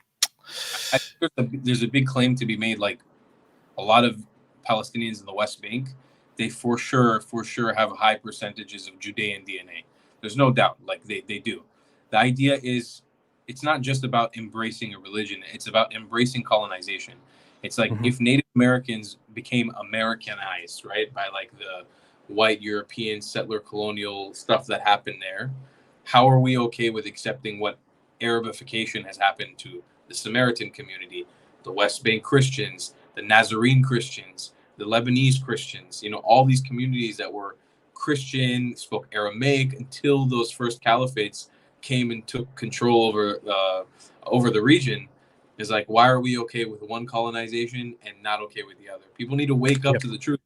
Arabification of this entire region of North Africa and the Middle East, it doesn't make sense. This whole region shouldn't be just one people group. That doesn't make sense. It doesn't happen anywhere else in the world. So you guys need to wake up to that stuff. The whole idea of being like genetically pure and belonging to a certain people is also not entirely. It's not very thorough and it's not very scientific. I also, from a Jewish perspective, there is an article that I recommend, which is it's on My Jewish Learning, and it's called "Are Jews a Race?" And it goes into how it is being historically viewed and from a Jewish perspective and all of that. And the idea is basically that the actual Jewish idea is not that Jews are a race. So the short answer would be no, but rather that Jews are a nation and a people with a long common history. So would always recommend looking at that to get an idea. Doron Berger says 1919 Palestine Congress text. We are not Palestinians, we are Syrians. There was a Congress which was called the First Palestine Arab Congress. Very interesting information on that, just on the name here, by the way. Palestine to them meant the region, and they specify Arab Congress. So the Arabs of the region Palestine. That's how it was seen forever. Until recently, they started changing it into, we are Palestinians, indigenous. But during that first Palestine Arab Congress, they explicitly refused to be separated as an entity, and they considered themselves South Syrians who should be one with a greater Syria and not a separate Palestinian entity, and that this is a colonialist idea. Nowadays, they accept this colonialist idea as if it was the truth. Back then, the first Arabs talking on the matter were seeing themselves as Syrians. Good stuff. Look at the Pan-Arab flag and read about the Pan-Arab dream, and you'll learn a lot of uncomfortable truths about what the current name. When I uncovered that box, I couldn't unsee it. It's like that flag and the Pan-Arabism, the ideology of unifying under one Pan-Arab state, similar to Yugoslavia, that did not work for the Balkans. It would have never worked for the Arab world. You have to read about that stuff to understand. Like anybody who's listening to this right now, please read about Pan-Arabism. It's the cancer of what caused the issues in the Middle East, in my opinion. Yes. I just realized I think I have to go. But let me finish these quickly. Human Kirk said, so the Palestinian admits to be an Arab colonist. Ironically, Masri, which he uses to describe his origins. Didn't I just read this? I just did. I think, yeah. What's wrong with me? Zainab Al-Harith said, finally on my time zone. Yes, I should do this more often. TV Talk with Avi said, traveling clad my baby. Mossad's letter strap. I've sent you a meme on Twitter to help convince the West. Alhamdulillah. I'll have a look at it. I just realized I have to go and pick up my kid. I completely forgot because this is a beautiful conversation and I'm just so I forgot the rest of the word. You see, Tal? It's the Jewish hypnotism. I've been Yeah. hypnotized all the time. See, I have been hypnotized by the Jews. They're controlling me so much that I forgot about picking up my kid. Leica said, atheist, agnostic, and secular Jews are fairly common. It's about practice and custom. You're welcome if you want to convert. Alhamdulillah. Alhamdulillah. Inshallah. Inshallah, I will think about this. Inshallah. Michael says, if you have to choose between 1.6 billion Muslims and Ezra, who do you choose? You have to know the context about these jokes to give an answer to this question. Ezra, 110% all day, every day. I got my Ezra. Do you have yours? Lev Lavi said, figured it out. Ezra is Ezra, which in Hebrew is a bad goat, which is the devil. So we Jews worship the devil, and God is not fond of it. So, I didn't even think about that. Ezra, that's so good. It's an evil goat. That's funny. This is funny. Great. I just learned something, see? Wow. Zainab al-Harid says, Moshab on JP mentioned that he wrote a book on the life of Muhammad, a positive narrative, which confuses me. Yeah, I'll have to see that. I have to see what he wrote about Muhammad. You throw me off sometimes with your accent, man. Well, talking about Muhammad right there. All right, I gotta go. Hey, Tal, amazing to meet. We are in touch. We are messaging each other anyway. We should do something again soon, also together with David and all that. So, Inshallah, brother. It was really, thank you for having me on. Thanks to everybody who's been so awesome in the live chat, and huge thanks to you, man. I appreciate it a lot. Super fun. Thank you so much. Thank you so much. Very, very, very glad, very honored to have you here. Anything else you want to say within 3 words before we leave? Subscribe to my channel. That's it. Oh yeah. Yeah, plug. Yes. Subscribe to his channel. Why am I suddenly so dark? Subscribe to his channel, not to my channel. Subscribe to his channel. Subscribe to Tal's channel, The Traveling Clad. It's linked right there in the title and also in the description. Go subscribe. Go subscribe. Go subscribe. This is amazing, and we'll see each other again. And Am Israel, hi. Am Israel, hi. Yeah. Thanks and bye.